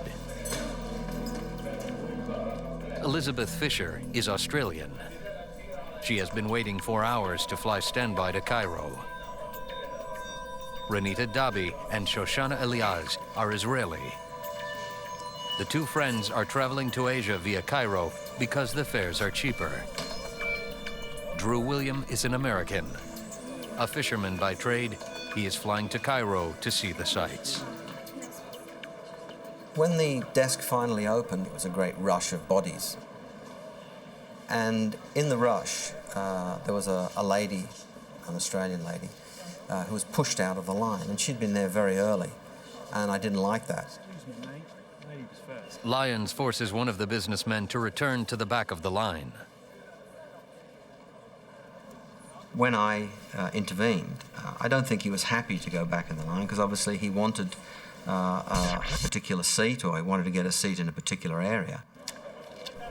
The 3 businessmen finally present their passports to the ticket agent. Omar Mazuki is traveling on a forged passport. His real name is Omar Mohammed al-Razak. His 2 accomplices, Shakori Salah Salim and Bu Said Nar al-Din Mohammed, are also traveling with fake passports. All 3 men are working for the Abu Nidal organization, one of the most violent terrorist groups in the world. In the early 1980s, terror was on a deadly rise. In 1983, a suicide bomber attacked the Marine barracks in Lebanon. In 1985, terrorists hijacked the cruise ship Achille Lauro and threw a disabled American overboard.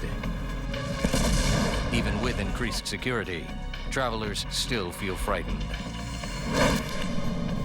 Unaware of the danger that awaits them, 91 people board Flight 648.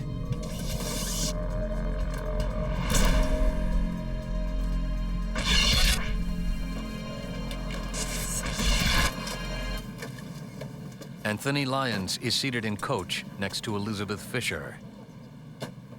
Razak is seated directly across the aisle from them. Salim and Bu Said have requested separate seats. They move to the middle and the rear of the aircraft.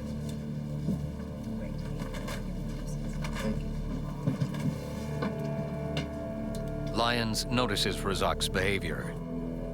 I didn't sort of pay much attention to him at first because I was talking to Elizabeth Fisher. But after a while, when I turned and looked at him, I noticed that he was perspiring heavily around the mouth. And he was staring straight forward, and he was clenching his hands, clenching and unclenching them. I thought, wow, this guy's nervous of flying.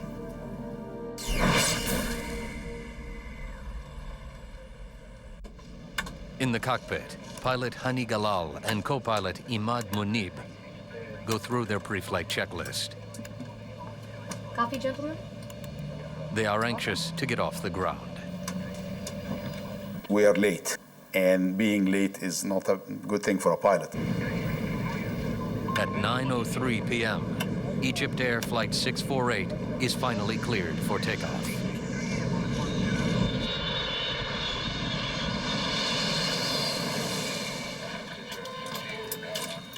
"20 minutes into the flight, Captain Galal turns off the no smoking, fasten seatbelt sign. Razak makes his move.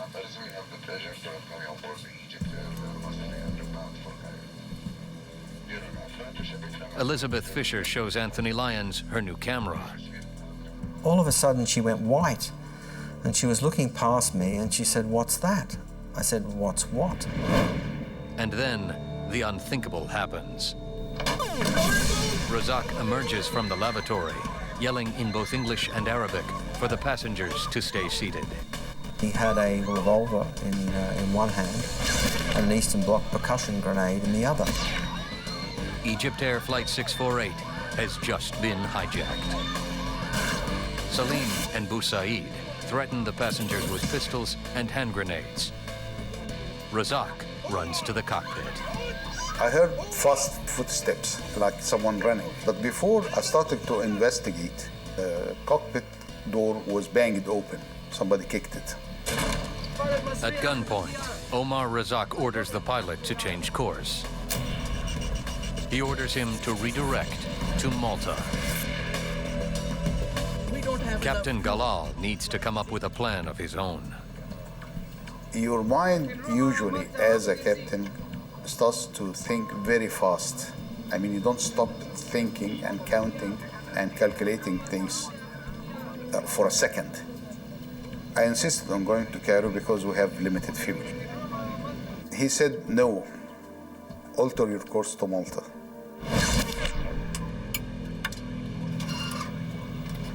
My co-pilot had put a special code on our transponder giving a signal to traffic control in Athens that we are being hijacked.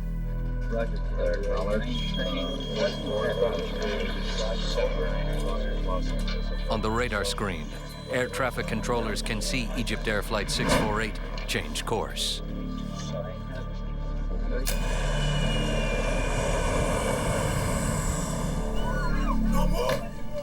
In the cabin, the terrified passengers have no idea where they're going or why.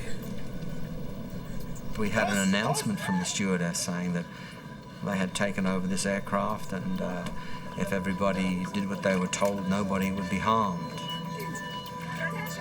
Through the stewardess, the hijackers identify themselves as members of Egypt's Revolution, a violent faction of Abu Nidal's radical Palestinian group.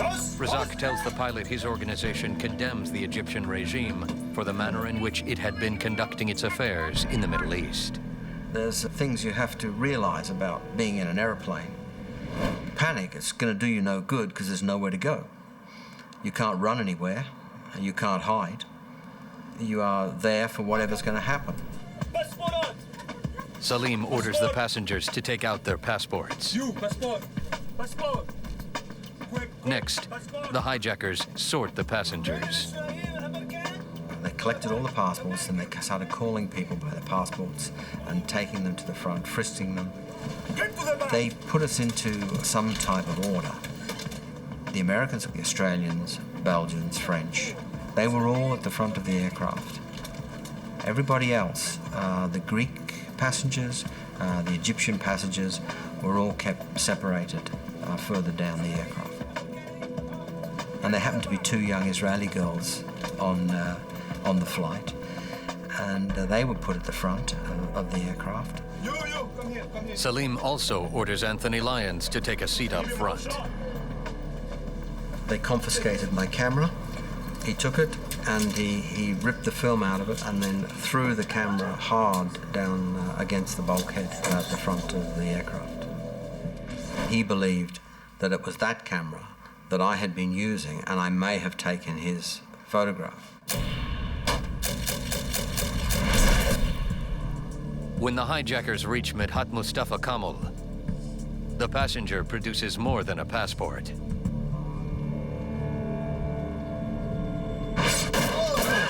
All of a sudden, all hell broke loose. There were many, many gunshots. And the hijacker who was stood alongside me was firing wildly down the length of the aircraft. Mustafa Kamal is an Egyptian sky marshal. Inside the cockpit, Razak reacts to the sound of gunfire.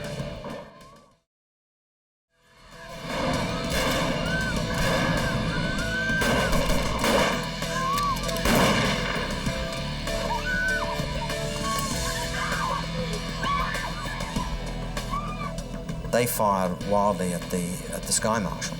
In so doing, they wounded some other people, and the Sky Marshal got a number of bullets in his body. In all, a flurry of 27 shots ripped through the fuselage of the 737. Some of the bullets penetrated the skin of the aircraft, and we were losing pressurization. So I made what we call an emergency descent. You cannot stay on the altitude of 33,000 feet or 35,000 feet with a hole in your aircraft, because the hole will get bigger and bigger. The cabin pressure is dropping. Pilot Galal puts the plane into a steep dive. He has to get to 14,000 feet fast, or the plane will break apart. 30,000 feet over the Mediterranean. A hijacking turns into a gun battle. Bullets tear through passengers, crew members, and the outer wall of the aircraft.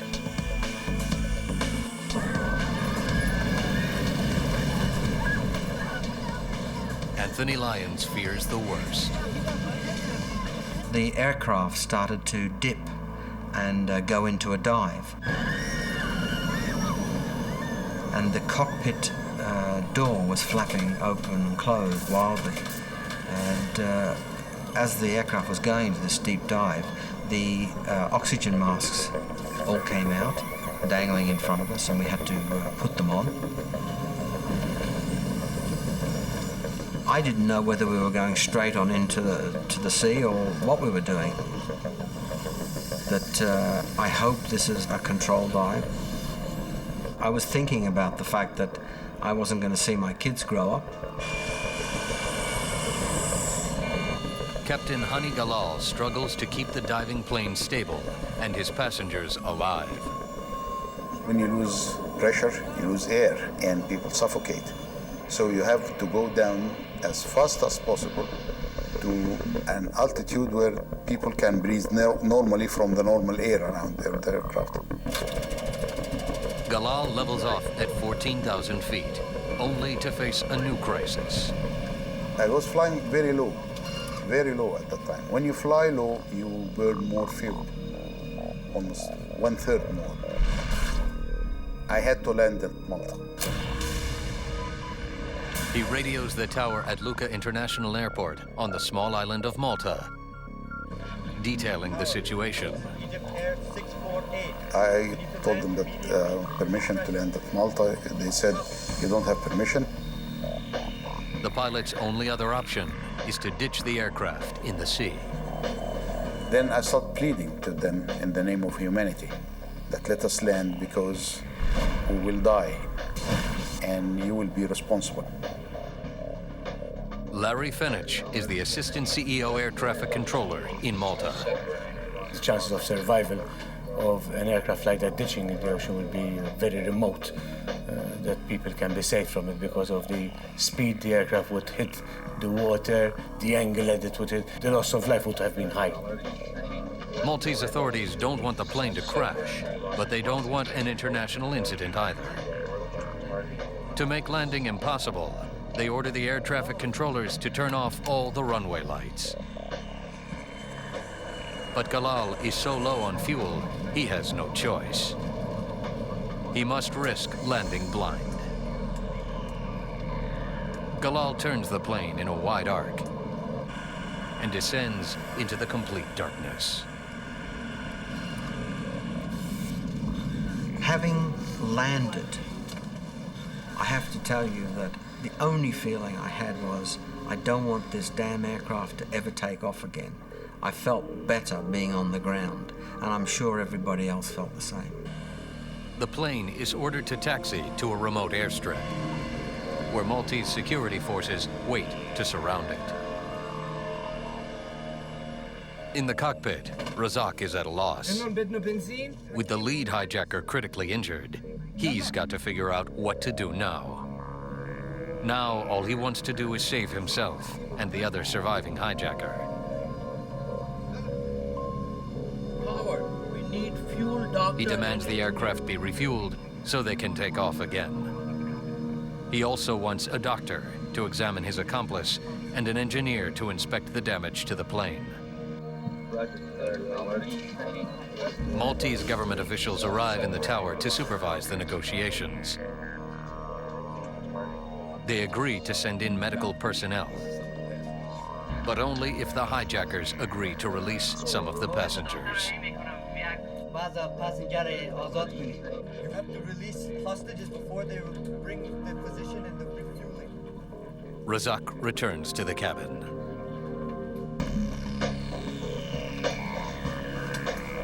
You, come! Okay, baby, go. The hijacker orders several Egyptian and Filipino women to move to the front of the plane. They are released, unharmed, onto the tarmac. Soon after, a doctor came on board, and he, first of all, looked at the hijacker lying across row 1, and he shook his head to say that he was dead. And then he looked at the Sky Marshal, who he found was still alive, although had been shot many times. Shakori Salim, the lead hijacker, is dead. As the medical team evacuates the patient, Razak strikes. As the Sky Marshal was taken off the aircraft, Razak shot him in the back again. He was one of the worst type of terrorists, a brainwashed killing machine. He has absolutely no mercy, nothing in his... so he's capable of doing it again. Now, with only 2 hijackers on board, Razak threatens to execute a hostage every 15 minutes until the tower agrees to refuel the plane. Authorities decide to call his bluff. They try and negotiate the safe return of the hostages. The negotiations were hinged on the fact that they were trying to prolong the situation, not give him fuel. They didn't want the problem to be transferred to another country. The main purpose was to get some of the hostages released. You give us hostages and we give you something else. Food, yes. Doctors, yes. Engineers, yes. But fuel, no. Razak responds with a tragic demonstration. We had the stewardess come out. Bring this one. And she read a name out from a passport. And it was a young Israeli girl. And she got up and went to the front. She was called to the front. She gets up there and Razak takes her and turns her to go out. And he steps out behind her. And we heard a shot. And it was absolute stunned silence. We couldn't believe it. Razak pushes the young woman's body onto the tarmac. I don't think anybody believed that he would actually do it. But suddenly we got a call from the people who were surrounding the aircraft in the strategic positions that he had just shot a person at the door of the aircraft. Somehow, Ranita Dabi survives the shot and crawls away. But Razak is relentless.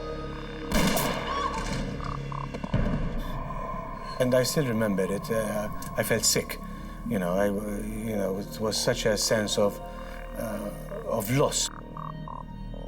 On board the aircraft, Razak calls another Israeli to the front of the plane. So when they made the second announcement for the second Israeli girl to go to the front, this girl obviously knew what her fate was going to be. So she never answered. And the stewardess kept saying very stridently, "There is another Israeli girl on this flight. Would she please come forward?" Shoshana Elias is 23 years old and terrified. She sort of collapsed in the front part of the aircraft there, in front of the cockpit door. And she wouldn't go out. And Razak kneed her with his knee, put his knee into her and pushed her and probed her and pushed her outside the door. I started to plead to Malta, give us fuel, we have to go out. Let me take him to where he wants. Maltese authorities face an impossible decision. If they give in, Malta could become a haven for hijackers. If they refuse, an innocent young woman will die.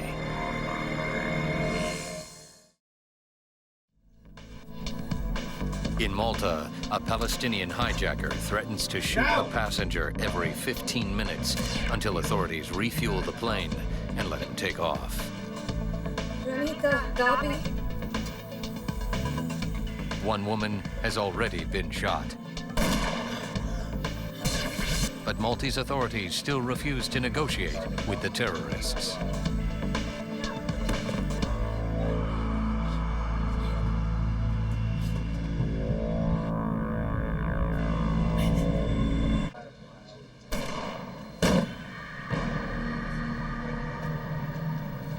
Now 2 young women have been shot in cold blood. The stunned Maltese authorities and Hani Galal, the pilot, share the terror and outrage of the events. Never feel that kind of anger in my life. It becomes like shooting some of your family, and you are not being able to do something about it.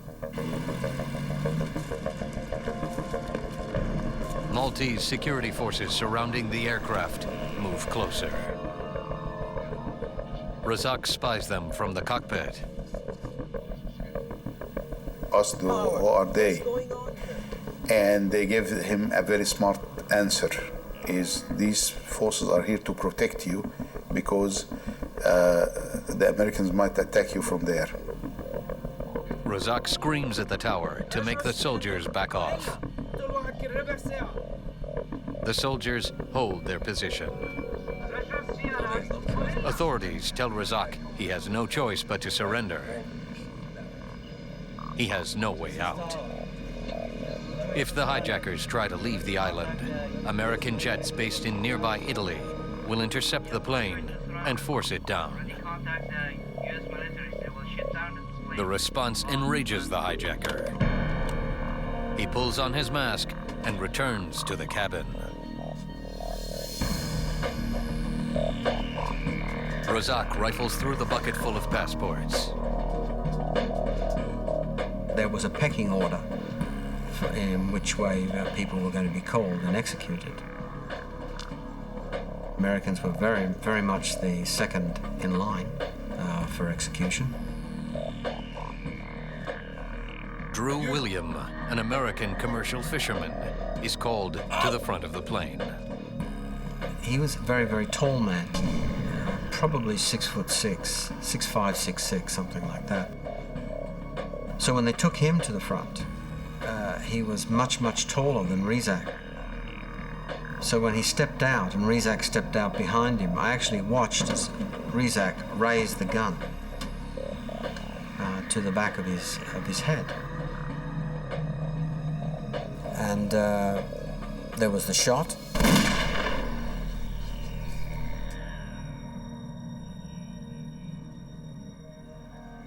And we thought, well, that's it. He's dead. Miraculously, the defective bullet does not penetrate William's skull. He lies still until Razak closes the cabin door, and then limps away from the aircraft. As 2 more Americans are called and shot, Anthony Lyons, an Australian, wonders who is next. I was trying to put together a plan in my head as to what I would do if I was called for execution. I felt that if you are in a situation where Razak comes behind you with a gun, I was going to make one step out and then very quickly throw myself over the side of the stairs. No matter what it took and what the fall was like, I was going to do that. In the morning, Galal begins to stall for time. He asks Razak's permission to request food for the passengers and to have the bodies removed from the tarmac. Razak agrees. At 8 a.m., a catering truck moves past the soldiers and delivers food to the steps of the aircraft.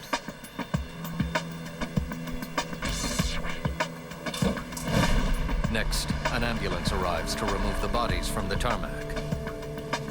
Shoshana Elias is dead.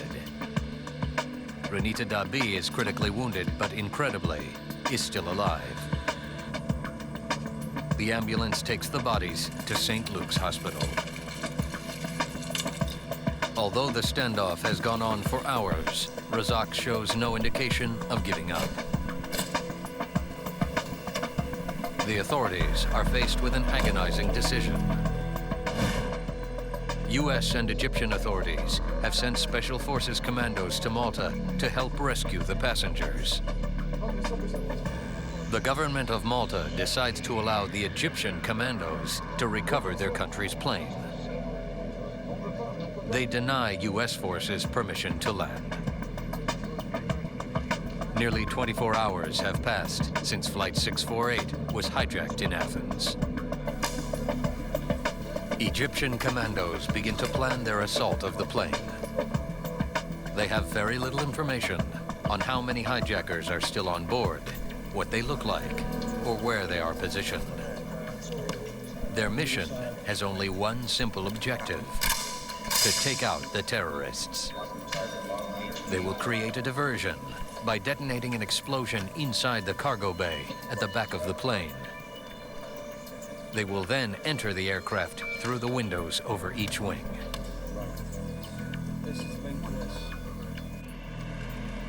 At nightfall, the Egyptian commandos approach the plane. They try to stay in the blind spot behind the cockpit where Razak can't see them. On board the plane, it seems the hijackers can sense something is going on. I could hear the bullets in his pockets rattling as he moved, and he was anxious about something. Obviously, something was afoot, and people could see out the windows that there was movement in the grass at the side of the aircraft. As the commandos place their explosive charges, they are unaware that a few feet away, many of the passengers are seated directly over the cargo hold. On the small island nation of Malta, the hijacking of an Egypt Air jet turns deadly. 25 hours into the hijacking, Egyptian commandos prepare to assault the plane with a diversionary explosion in the cargo hold.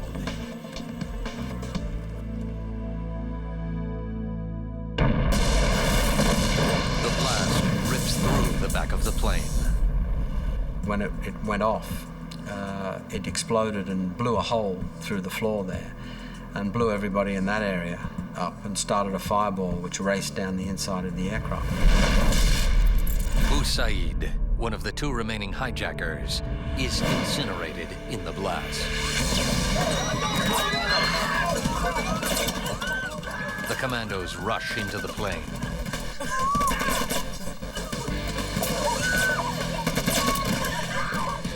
In the cockpit, pilot Hani Galal is injured from the blast. He tells his co-pilot to escape through the cockpit window while he goes after the hijacker. Razak emerges from the cockpit, one of the commandos wounds him.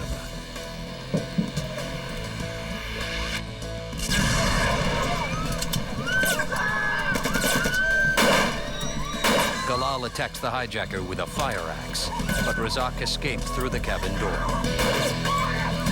Galal returns to the cockpit. Now he must get out of the plane. Open the cockpit and the window and throw myself down.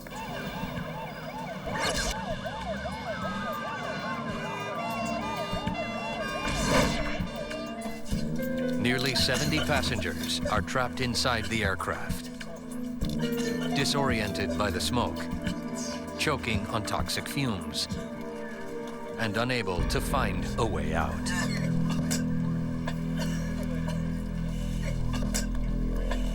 Lyons escapes from the plane by crawling to the cabin door and sliding down the stairs. He rolls underneath a vehicle to keep from being shot by the commandos. When I took my first breath, I held my breath, and when I took my first breath, I immediately started choking.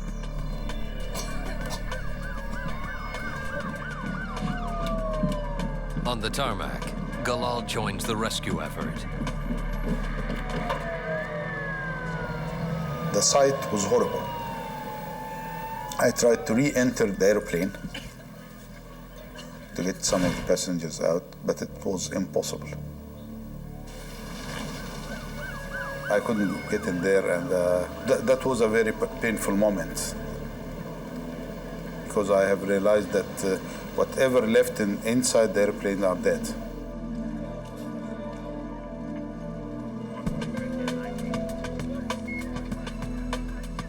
Lyons tries to run to safety, but an Egyptian commando points a gun in his face.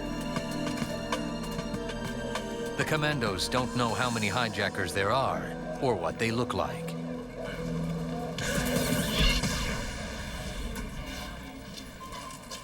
Rescuers rush the wounded from Flight 648 to St. Luke's Hospital.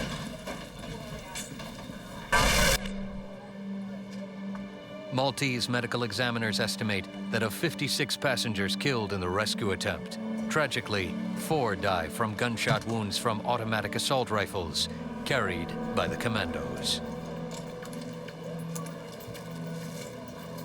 Over 50 passengers died from inhaling toxic fumes produced by the burnt insulation.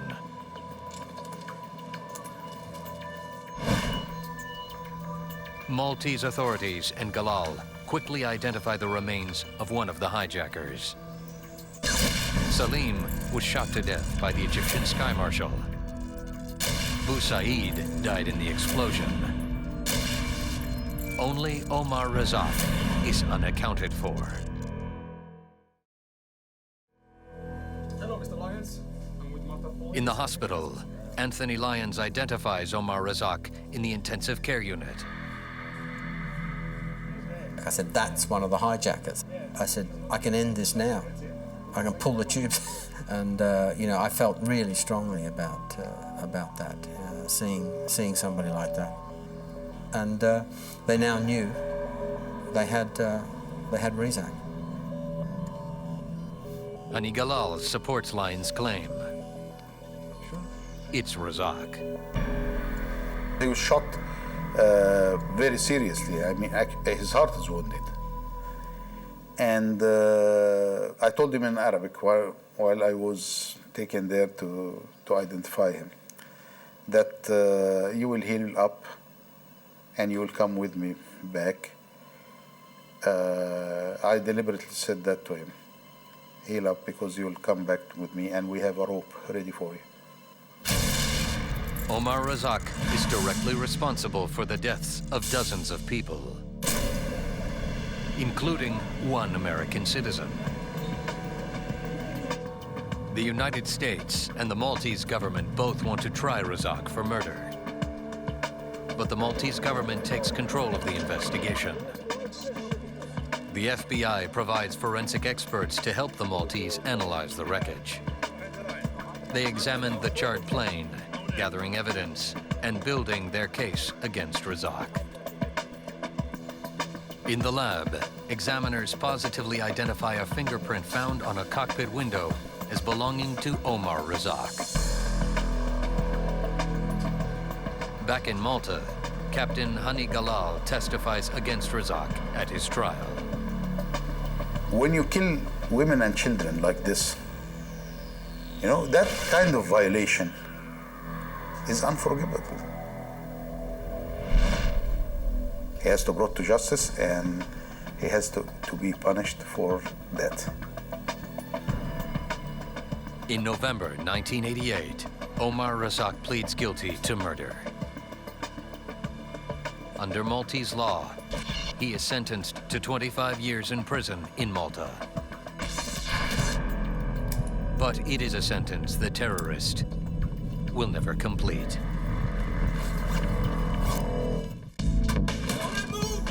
In 1988, Omar Razak is sentenced to spend 25 years in prison for murder. The blood of 58 innocent people is on his hands.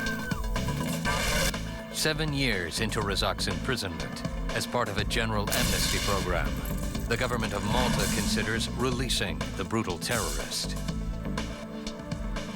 In Washington, D.C., FBI agents review the Razak case with U.S. Prosecutor Joseph Valder. Special Agent Bob Clifford. The horrific nature, the extent of his crime, to only serve 7, 8, 9 years in prison and then be released was completely unacceptable to the United States. Razak has attacked and killed an American citizen. The United States is determined to make him pay for his crimes. The challenge before us was to find a violation of U.S. law which we could prosecute Razak on if and when he was released. Faust and Valder meet with Maltese officials. They get assurances from the government that Razak probably will not be freed for at least 3 years. 2 days later, the Maltese courts release Razak from prison. Special Agent Kevin Faust. I felt I'd been lied to. We had met with the authorities in Malta less than 48 hours earlier, and we were assured that we had 3 years to work on how we could find a way to bring this man to the United States to face justice. And then suddenly he's gone. Thoughts that went through my mind was, my God, here's a trained, committed terrorist who has conducted this horrific attack without any type of remorse, being released, and being released into an area of the world that he had known connections to. And could he conduct or organize an attack like this again? Soon after his release, Maltese authorities lose track of him. To have him go free, to have him disappear, was not an option. Absolutely not an option. This man had killed ruthlessly a lot of people. And one way or another, no matter where, no matter how, we were going to get him. We had to. 48 hours have passed. Razak could be anywhere in the world by now. Agent Clifford turns to the only agency with the means to help him, Interpol. This Interpol notice was transmitted to, through our National Central Bureau of Interpol to all Interpol members to alert any country throughout the world if Razak was traveling through to have him stopped, and that the United States, in fact, would request provisional arrest and extradition. Clifford. By transmitting the information around the world to the member nations of Interpol, investigators pick up Razak's trail on a tip from an unlikely source. According to Russian intelligence relayed through their Interpol office, Razak has reservations aboard an Aeroflot flight, bound for the Sudan by way of Ghana and Nigeria. He is traveling under an alias. Razak flies to Accra, Ghana. But local authorities, alerted by the Maltese embassy, were waiting for him. Now, the U.S. State Department must wait for Ghana to release him. And that's not likely. One of the passengers who died on the plane was from Ghana. Ghana at the time was not quite sure if they wanted to try him or if they could try him for the death of the citizen of Ghana on that aircraft in 1985. The Americans fear that if he is tried in Ghana, Razak may again find a way to escape justice. This man is an animal. He's a terrorist. He's murdered people. He's violated our law. Give him to us under existing treaties. Just give him to us and we'll take him back to the United States. One day turned into a week turned into 2 weeks, and still Ghana never came through with the commitment to allow the FBI to take custody of Razak. 4 months later, in July 1993, Special Agent Clifford receives a startling phone call. The government of Ghana stated, "We're going to release Razak. We're going to release him in 48 hours. And it's up to you to figure out how you're going to get him, if you want him, into custody of the FBI." Guys, we have 48 hours. We immediately scrambled, put together an arrest team. We knew his next stop was going to be Lagos, Nigeria. The arrest team learns early on of Razak's itinerary. He will be flying from Malta to Ghana, to Nigeria, and finally to Sudan. The government of Nigeria has agreed to cooperate, but with growing civil unrest in the country, the situation is unstable and dangerous. We were quite concerned that the same government that had given us permission to come in and take this man from them would still be in power when we landed and when we left. We knew when we departed Washington for Nigeria that if we missed him there, we'd never see him again. That was our only hope, is that we could stop him there and get him, because if he was not caught at that moment, if there is even just a couple of hours of difference in the flights, if something happened to our aircraft and we might have been delayed, he'd be gone. He'd be gone. A short time later, Razak's flight touches down in Lagos. Nigerian authorities detain him. But under pressure from the U.S., Nigerian police hand the hijacker over to the FBI. Omar Razak is finally in U.S. custody. I've arrested many terrorists and have dealt with a lot of terrorists. But something about Razak was his commitment. When you're dealing with someone like that, you have to be very, very cautious, because they are willing to die for what they believe in. On June 21st, 1996, Omar Mohammed Ali Razak stands trial before a jury in United States District Court for the District of Columbia. Anthony Lyons has been asked to testify. They said, would you be willing to help? And I said, I'll swim over. The first thing he must do is pick Razak out of a lineup. That's the first time I'd seen him again, was at the lineup. I saw his face and I thought, right, you're here, you're really here, great, we've got you. On July 19th, 1996, the jury finds Omar Mohammed Ali Razak guilty of 1 count of air piracy. Yeah, I was actually in the court the day that the guilty verdict was to be had by Razak, and it was an amazing feeling, absolutely amazing. They sentence him to life in prison. Justice has been served. Razak is in a maximum security prison. He's in solitary confinement. He comes out on a very limited basis to go into a cell in which he only has a skylight. But when you see the horrible, brutal acts that he committed, I mean, shooting women point blank in the head, being absolutely unremorseful for these crimes, nothing could be better for an animal like that.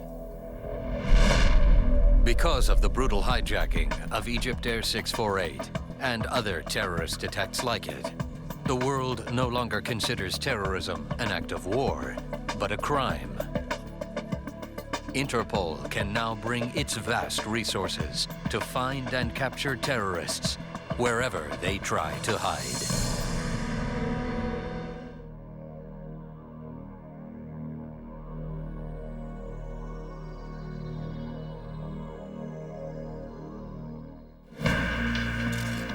This is a story of a bizarre murder and a crime scene that yields few clues. And it is the story of a small-town cop who refuses to give up. Even after his only suspects vanish. With the help of Interpol, he tracks them across the globe to bring them to justice and uncover the truth behind their lethal obsession. Jurisdiction? The world. When crimes are committed, an international organization unites police officers to deliver justice. Interpol investigates.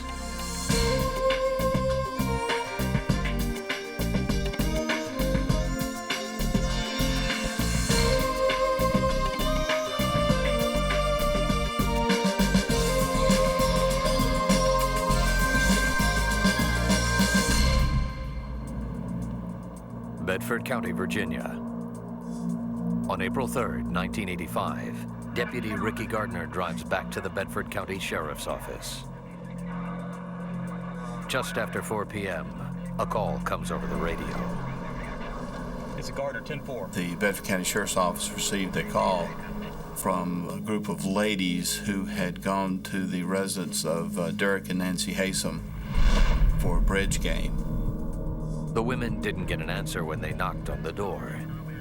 Our deputies had been sent to the residence for a well-being check. Gardner notices something strange about the call. They didn't come back on the radio. The officers call in their report on the telephone, so they can't be overheard. This procedure is only used in the most serious situations. For Detective Gardner, it is an ominous sign.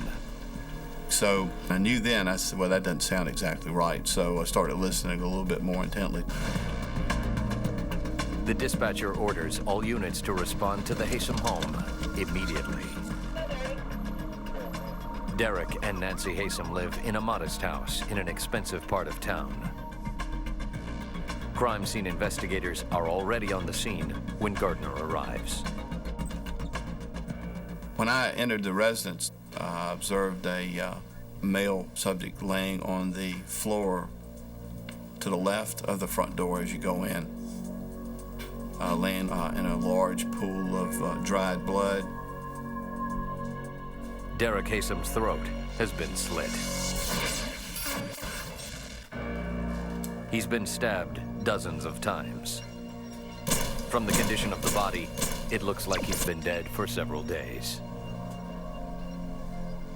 Deputy Gardner follows a trail of dried blood into the kitchen. There he finds Nancy Haysom's body. There was a large amount of blood, dried blood, surrounding her body as well. Like her husband, Mrs. Haysom's throat has been cut. She too has been stabbed repeatedly. I had only been an investigator for about 6 months. So this was the first murder scene that I had ever been assigned to. It was obvious to a young investigator that it was a very violent crime and that the victims obviously put up a fight. Gardner questions the women who first found the bodies. They tell him they played bridge with Derek Haysom regularly. Derek was religious about his weekly bridge game. He never missed it. When he didn't answer the door that afternoon, they became concerned. To Gardner, nothing about the murders makes sense. They seem random. He questions the Haysoms' neighbors, hoping they might have seen something. We didn't have a lot of luck in the neighborhood because it is such a remote area, and people could go and come over there without really being detected. Despite the violence of the crime and the obvious signs of a struggle, no one has seen or heard anything unusual. News of the murder leaks to the press. Terrence Samuel covered it for the Roanoke Times. We can't believe this has happened here, you know. There are these two dead people. It's pretty brutal. There's blood everywhere. You know, reporters are desperate for any kind of information, you know, where they're kind of milking everybody who comes and leaves, and there's a sense that this is something big. Forensic techs from the Bedford County Sheriff's Department analyze every corner of the house. There is no sign of forced entry. Nancy Hesome's purse, in plain view, is still full of cash. Right out of the chute, we were able to eliminate the robbery as being a motive. So we were trying to figure out why were these two people so brutally murdered. Check this out. What do you think? In the dining room, investigators find a bloody handprint on the upholstery of a chair. Does it belong to one of the Hesomes, or did the killer leave it behind? Investigators bag the upholstery and the handprint as evidence. Forensic techs seal every door and window in the house, then fumigate the interior with superglue. Cyanoacrylate, an ingredient in superglue, clings to latent fingerprints, making them visible. Next, using luminol, investigators search the house for any hidden blood evidence. Under a specialized light source, blood trails emerge in the dark. Gardner notices strange patterns. It almost looks as if the killer mopped the floor with it. Whoever committed this crime spent time in the home trying to cover his or her tracks, though unsuccessfully. Bloody footprints lead away from Derek's body. One appeared to be made from a tennis shoe. At least 2 or 3 others were either partial barefoot impressions or one complete barefoot impression. The trail of prints leads down the hall, into the bedroom, and ends in the master bath. Gardner wonders if the killer tried to clean himself up before he left the house. We sprayed the showers, the sinks, and also the area outside of the front door. Blood is everywhere. Whoever killed the Hesomes also washed up in their bathroom. We'd never seen anything like this before. We really hadn't formulated any kind of an idea on what really happened inside the residence or how many people, how many perpetrators had been there. Emotionally, it was just draining to be involved in something like that, but yet at the same time, the adrenaline was still flowing. I knew that this was going to be a very important case. After spending hours analyzing the crime scene, all Deputy Gardner uncovers are more questions. He has mountains of evidence to analyze, limited resources, and no real leads. We were collecting evidence and sending it off to the lab and hoping that the lab would give us some idea on what we really had. As the Virginia State Crime Lab in Richmond analyzes the evidence, the Bedford County Sheriff's Department activates the Regional Homicide Squad. Detectives from all over the state study the crime scene photos. Investigators now wonder if the double homicide is a ritual cult killing. There were drawings in the blood in the house that seemed to suggest some kind of cultish connection. There was absolute confusion and like, who could have done this? Why would they have done this? Is something in this community completely broken down? The media had just focused in on this, and the pressure from the community was becoming pretty intense. With no suspects and no motive, the residents of Bedford County now fear their community is being stalked by cult killers. Where will they strike next? And who will they target? Bedford County, Virginia. A brutal double homicide terrifies residents of this small community. At the crime scene, investigators find a bizarre clue. It seems that whoever killed Derek and Nancy Haysom may have drawn pictures in their blood.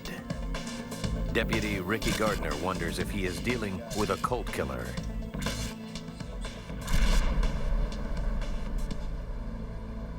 On Easter Sunday, Gardner attends a memorial service for the victims, along with their family and friends.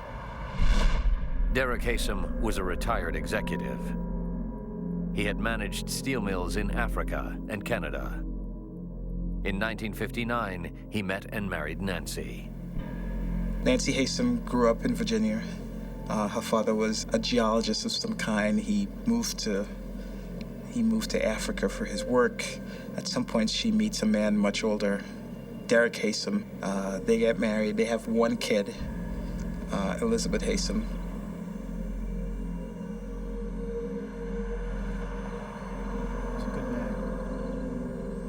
Derek had 3 children from a previous marriage, and Nancy had 2. To Gardner, the Haysoms seemed like the perfect blended family. Elizabeth attends the University of Virginia, where she is an Eccles Scholar. Her half-brothers are all professionals. James works as an engineer in Canada. Walter practices medicine in Texas. Ronald is an architect, and Victor practices law in Nova Scotia. They had traveled all over the world, lived all over the world, and in fact their children still at that time were living all over the world in different countries and were scattered across the country. So we knew we had a job cut out for us to try to put the pieces of the puzzle together, because it was, early on, it was becoming a very complicated case. Desperate for leads, investigators talked to the people who knew the victims best, their children. The weekend of the memorial service, the siblings came to Lynchburg, obviously, to attend their parents' memorial service. So we were able to talk to the sons and the daughters and try to put together some idea of, their history. Walter Haysom tells investigators he was in Texas at the time of the murders. The son was very cooperative and became sort of the liaison between the sheriff's office, the investigators, and the family members. Investigators talked to all 6 Haysom children, including the youngest, 21-year-old Elizabeth. She loved her parents, and she couldn't understand why anybody would murder them. Elizabeth tells Deputy Gardner she was out of town the weekend her parents were killed. She and her boyfriend had gone to Washington, D.C. the weekend of March the 30th.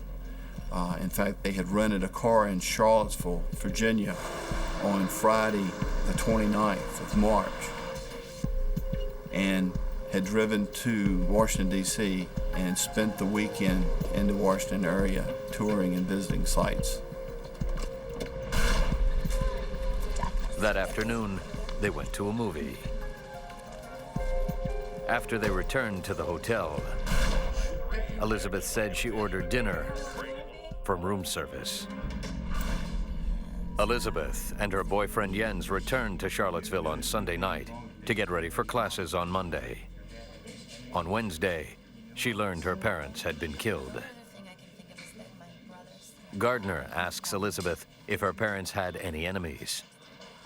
She tells him that before her father retired, he had been at the center of an intense labor dispute.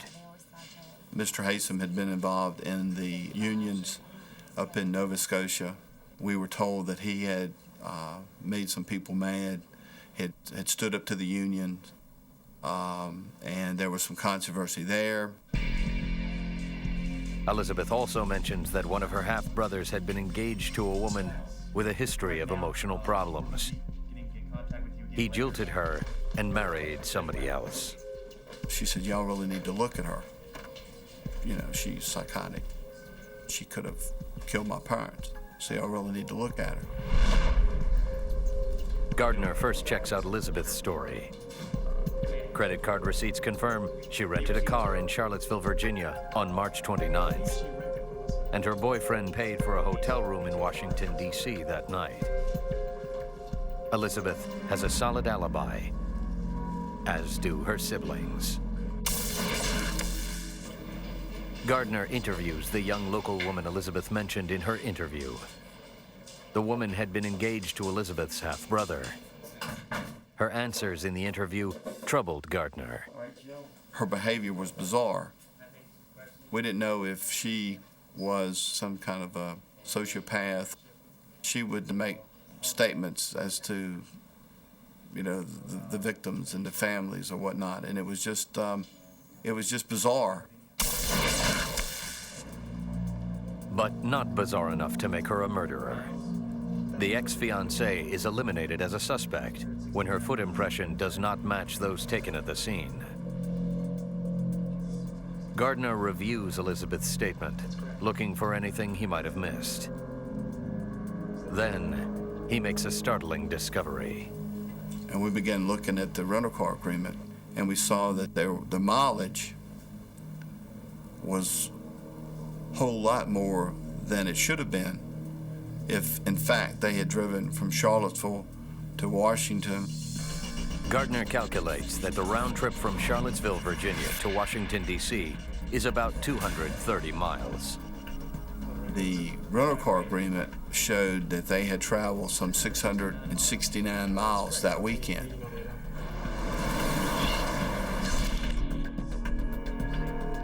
Gardner again questions Elizabeth, this time about the mileage on her rental car. She explains that she and her boyfriend did a lot of sightseeing in Washington, D.C. And they went here and they got lost. They ended up in Maryland. So I told her, I said, well, we need to collect some evidence from you. We need to get your fingerprints, we need to get your blood type, and we need your anatomical foot impressions to compare with what we found at the scene. How do you feel about doing that? And she said, I'll do anything you want me to do. It's not a problem. So a couple of days later, I traveled to Charlottesville and fingerprinted her.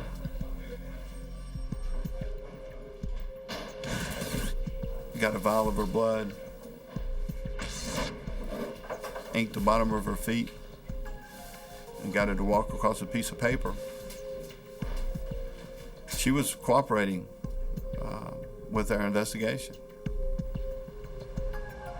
In the lab, Elizabeth Hesomes' fingerprints and blood are compared to samples collected at the crime scene. Her fingerprints match prints found in the home, but that is to be expected. Her blood type does not match the blood found in the bathroom. Her footprint is inconsistent with the bloody footprints found at the scene. From the physical evidence, Gardner concludes that Elizabeth did not murder her parents.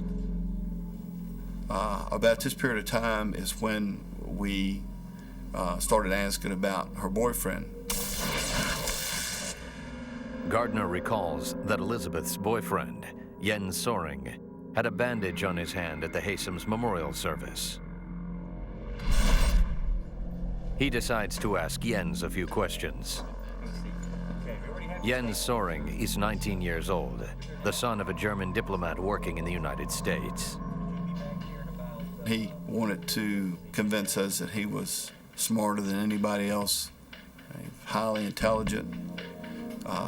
He dared us for even talking to him about being a suspect.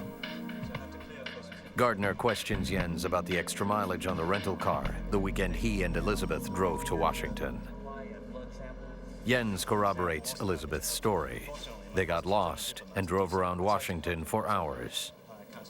And I remember making the statement to him, well, you were major lost because you put 400 more miles on the car than it should have been. Jens sticks to his story.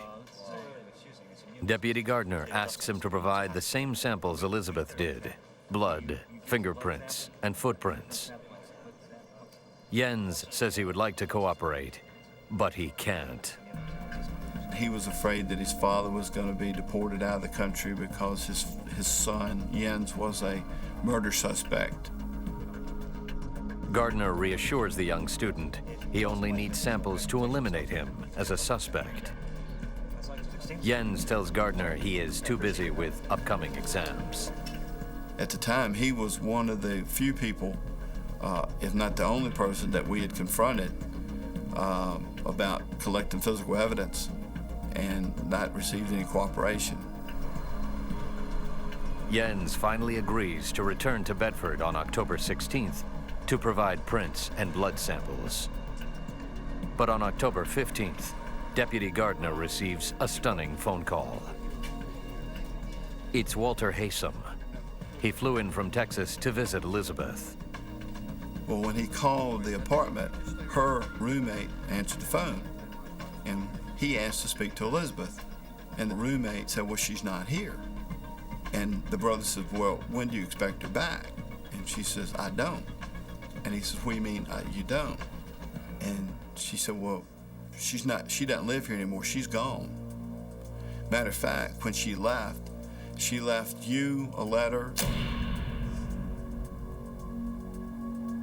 and also Soaring left the investigators a letter. And he said, what do you mean Soaring left letters? Well, he's gone too. Gardner can't believe it. The only two suspects in the brutal murder case have fled. And I drove to Lynchburg, picked up the brother, and flew to Charlottesville.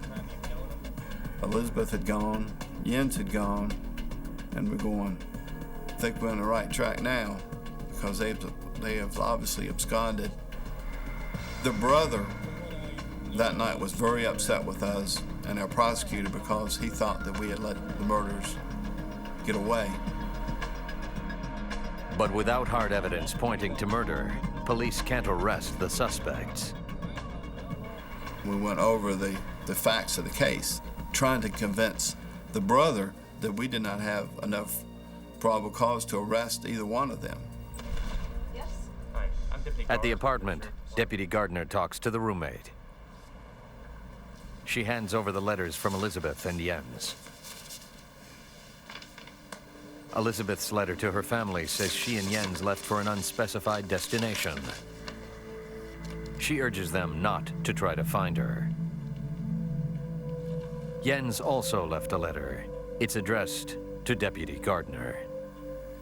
Jens left a letter basically saying that he did not commit the crimes against the Hesomes, did not murder the Hesomes, and that they had decided to start a life on their own, he and Elizabeth, and that he regretted the fact that Elizabeth had supplied us with any physical evidence. Gardner is no longer looking at a random Colt killing. He suspects the brutal double homicide was carefully planned. 21-year-old Elizabeth Haysom and 19-year-old Jens Soaring are now the prime suspects. With credit cards and a head start, by now they could be anywhere in the world. Now Deputy Gardner's only hope of finding them is Interpol.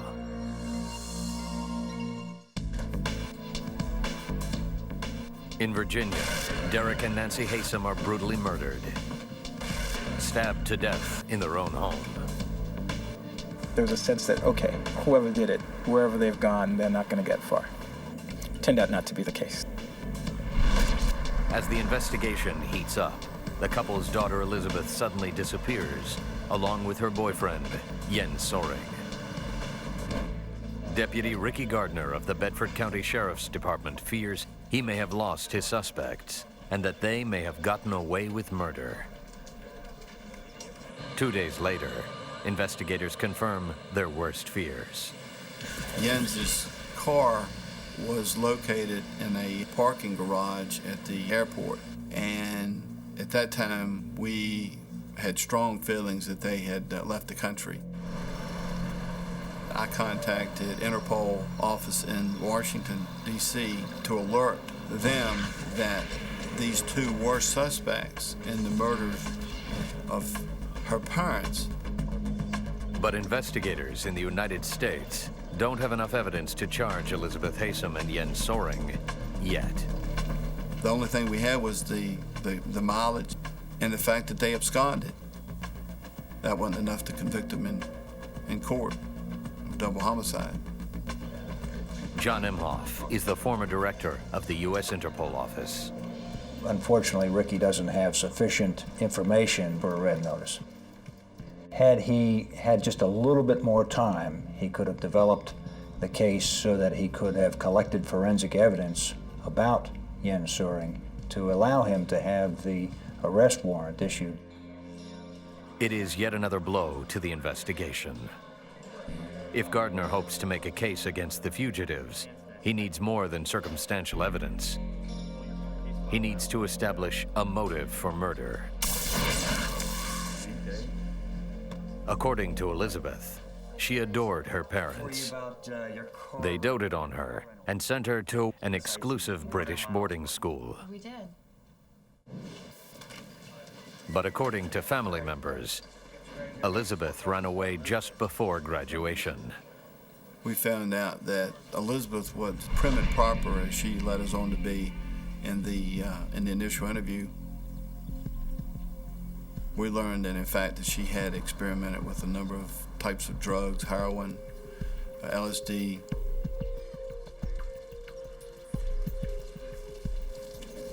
She gets in trouble. She takes off at some point, drops out. Elizabeth left Wickham Abbey with a friend. In Virginia, Derek and Nancy Hesom did everything they could to find their daughter. But Elizabeth had vanished.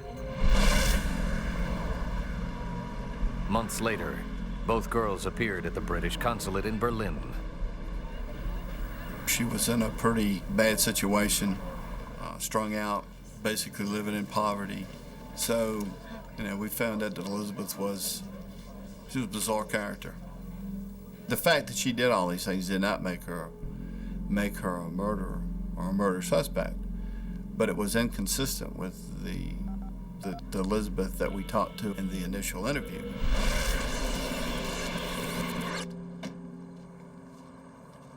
Elizabeth's parents arranged for her to return to the United States. We were seeing two sides of Elizabeth there. The pure and the proper, the Wickham Abbey Elizabeth Hesom, and then the drug addict Elizabeth. So, which one were we dealing with there? In the fall of 1984, Derek and Nancy Hesom enrolled Elizabeth at the University of Virginia. She was even awarded a prestigious scholarship. But Elizabeth was still a troubled young woman. She resented her parents for controlling her life. Deputy Gardner wonders how deep that resentment went, and how Jens figures into the equation. Really? Yeah. He questions students at the University of Virginia to learn more. Shortly after Elizabeth entered UVA, she attended a party for scholarship students. There, she met Jens Soring. He was the son of a German diplomat. Like Elizabeth, he had grown up all over the world. He had always been a bookworm, a nerd. And when he met Elizabeth Hesom in the fall of '84, he had never had a romantic relationship before that. And she was older, worldly, with the European accent. He was absolutely smitten. He fell in love with her. I mean, head over heels in love with her. Elizabeth and Jens were inseparable. they lived in a world of their own. Derek and Nancy Hasem were as opinionated about their daughter's relationship as they were about her education. They were against it. They rejected Jens outright. They didn't approve of him. He wasn't good enough for their daughter. Gardner feels he has finally found a possible motive for the Hasem murder.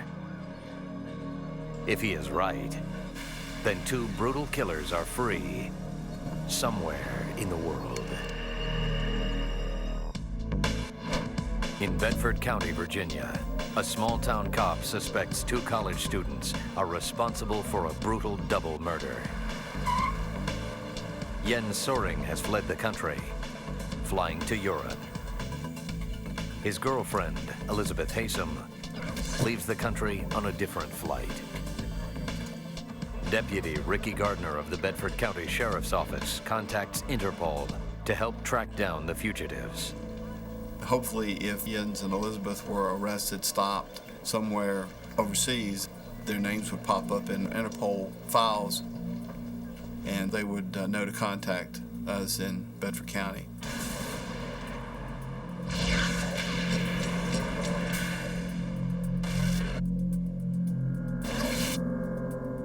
In Europe, Jens and Elizabeth alter their passports, creating false identities to elude authorities. The fake passports work perfectly. They easily travel to Paris, then on to Brussels and Luxembourg by train.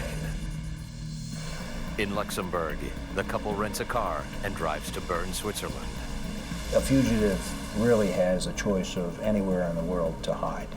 And Ricky Gardner has a difficult situation with Jens Soring and Elizabeth Hasem on the run.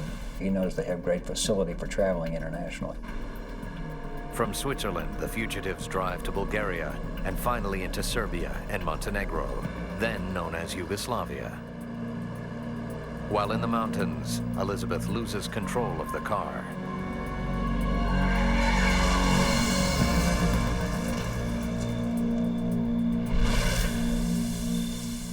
Both Elizabeth and Jens are injured in the crash, but they can't afford to wait around for the police. It is too risky. The fugitives abandon the wrecked car and board a train to Belgrade. From there, they take another train and flee to Austria. In Vienna, they run out of money.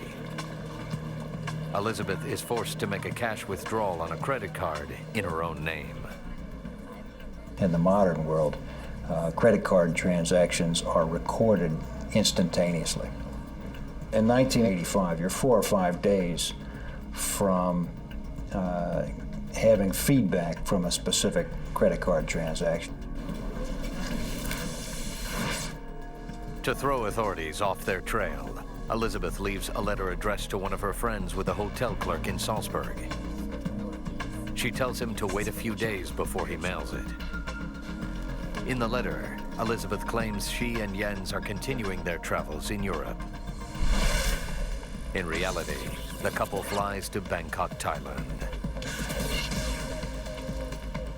Unable to find work, their credit cards maxed out, they come up with a new scheme to get money. First, they create several sets of false identification using local photographers and print shops. A sophisticated, a savvy kid traveling through Southeast Asia would not have great difficulty in finding somebody willing to prepare false travel documentation for them. I would suspect that Jens Soring, being the son of a diplomat, was probably more aware of how easy this was. They use the fake IDs to purchase traveler's checks. They later report the checks as stolen and receive cash refunds. On January 8th, Elizabeth and Jens return to England. They quickly learn their traveler's check scheme won't work. In the UK, the checks are too carefully scrutinized. So they devise a new scheme. Using their forged IDs, Jens and Elizabeth open accounts at different banks all over London. They use counterchecks and fake IDs to make purchases at upscale department stores, and later return the items for cash. The new scheme works. Back in Virginia, Deputy Ricky Gardner and the Bedford County Sheriff's Office worked day and night trying to find the fugitives. And I'd worked on this case for about 17 or 18 months. And I'd played out every possible scenario in my mind about what had happened. Everywhere you go, people talking about it, asking you about it, living it. And they're frustrated. They're frustrated for months and months and months. Terrence Samuel is a reporter for the Roanoke Times covering the ongoing investigation. They don't know where they are, number one, and number two, they don't know what to do once they get them, because they basically don't think they have any evidence beyond the fact that, you know, they fled. For 7 long months, the young couple eludes authorities. But in May 1986, they make a crucial mistake. They're in London. They're running their check fraud, going into department stores, buying stuff with a check, returning it for cash at a different store. Jens and Elizabeth look sophisticated. They are very well dressed. But a security guard in a Richmond, London clothing store notices something strange. Although they arrive at the store together, they pretend they don't know each other. They are detained for questioning.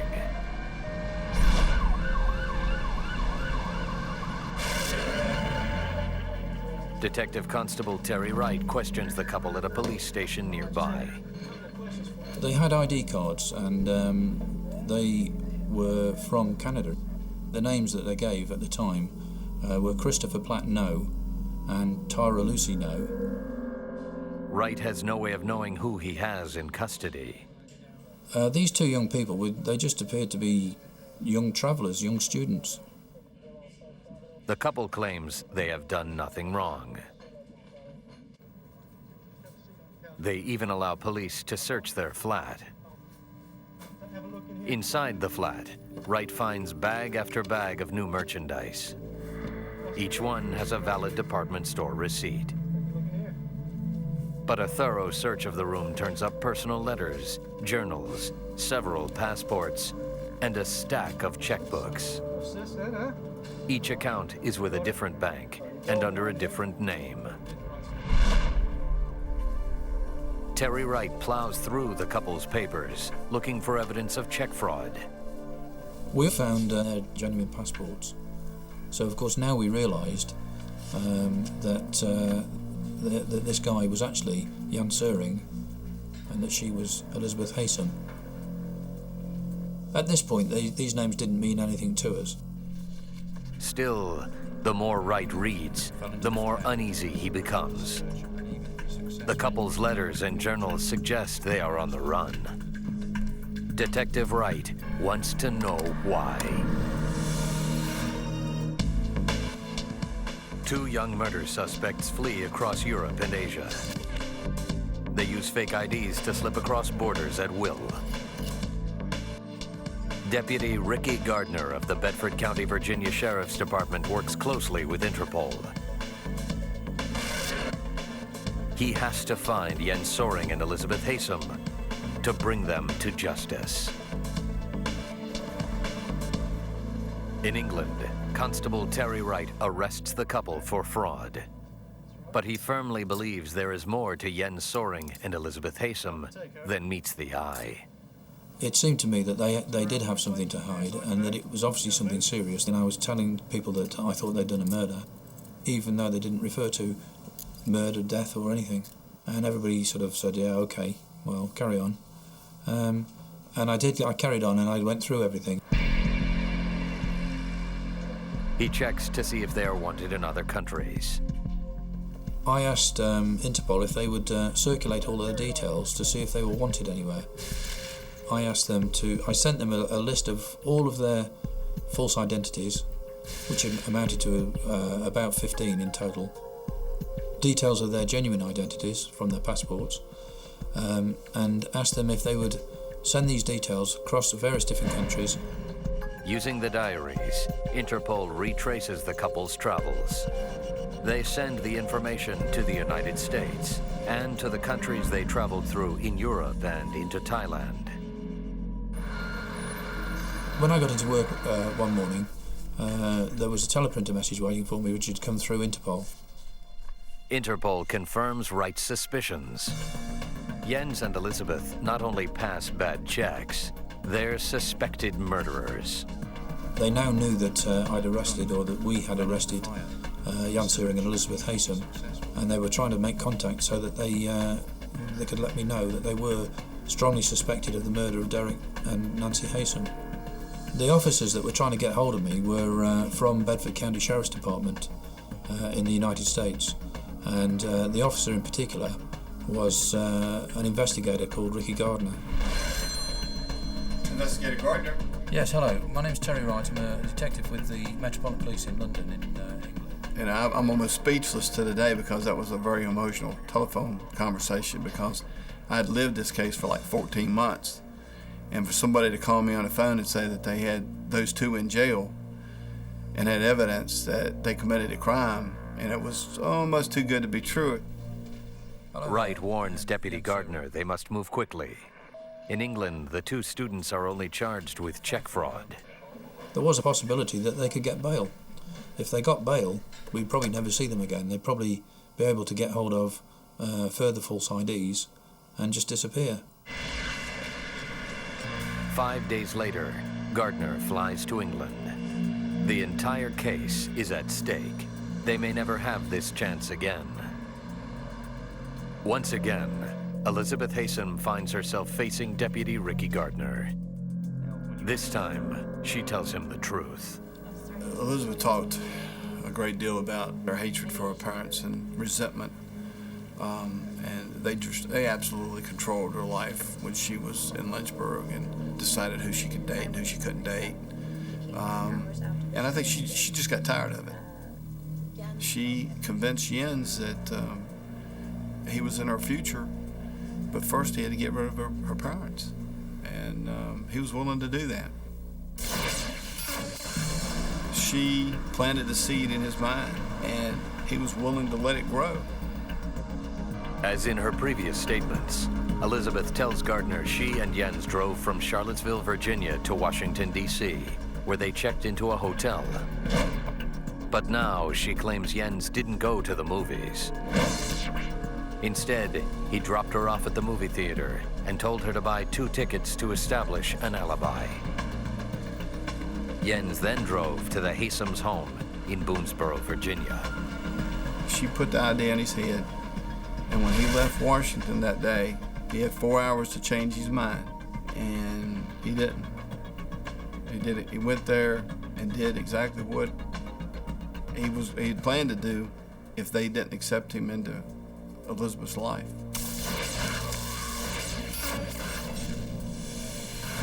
And that was to murder him.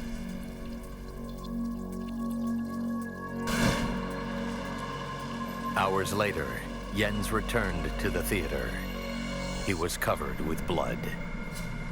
He told her he had dealt with her parents once and for all. They were finally free to live their lives together. She was shocked that he'd actually gone through with it. She made the statement to me that things changed the night that Jens murdered her parents, because they controlled and ruled her life up until that point. But after he murdered her parents and picked her up and they got back to the Marriott that night, roles switched and he became the dominating and controlling person in her life. So she lost her parents, but she gained Jens, and he just took their place. Elizabeth Haysom is extradited to the United States to stand trial. In August 1987, she tells a jury what Jens told her the night he returned from Charlottesville. He said he got to the residence after dropping Elizabeth off in Georgetown.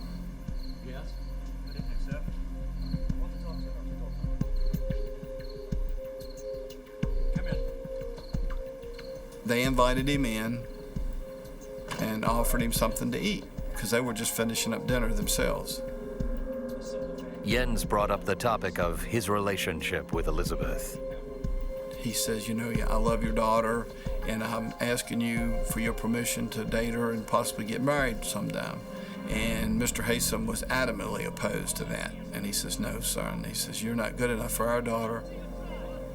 I'm powerful enough to have you kicked out of the country. I'll have you kicked out of the university. And that's when Jens went and tackled him and took him down and cut his throat. Jens then attacks Nancy Hesom. Investigators are now certain Jens Soring is responsible for the brutal stabbing deaths of Derek and Nancy Hesom. In August 1989, Jens Soring is extradited back to Virginia. At trial, he tries to pin the murders on Elizabeth. According to Jens's testimony, he was the one who set up the alibi. She was the one who killed her own parents. Forensic evidence collected at the crime scene tells a much different story. Jens's foot impression matches a bloody sock print found inside the Hesom home. His blood, type O, was also found in the Hesom's bathroom. In 1987, Elizabeth Hesom is found guilty of accessory to murder. She is sentenced to 90 years. In 1990, Jens Soring is found guilty on 2 counts of first-degree murder. Due to an agreement with the British government, U.S. prosecutors do not seek the death penalty. Instead, Jens Soring is sentenced to spend the rest of his life in a Virginia prison. The couple who killed to stay together will spend the rest of their lives separated by iron bars.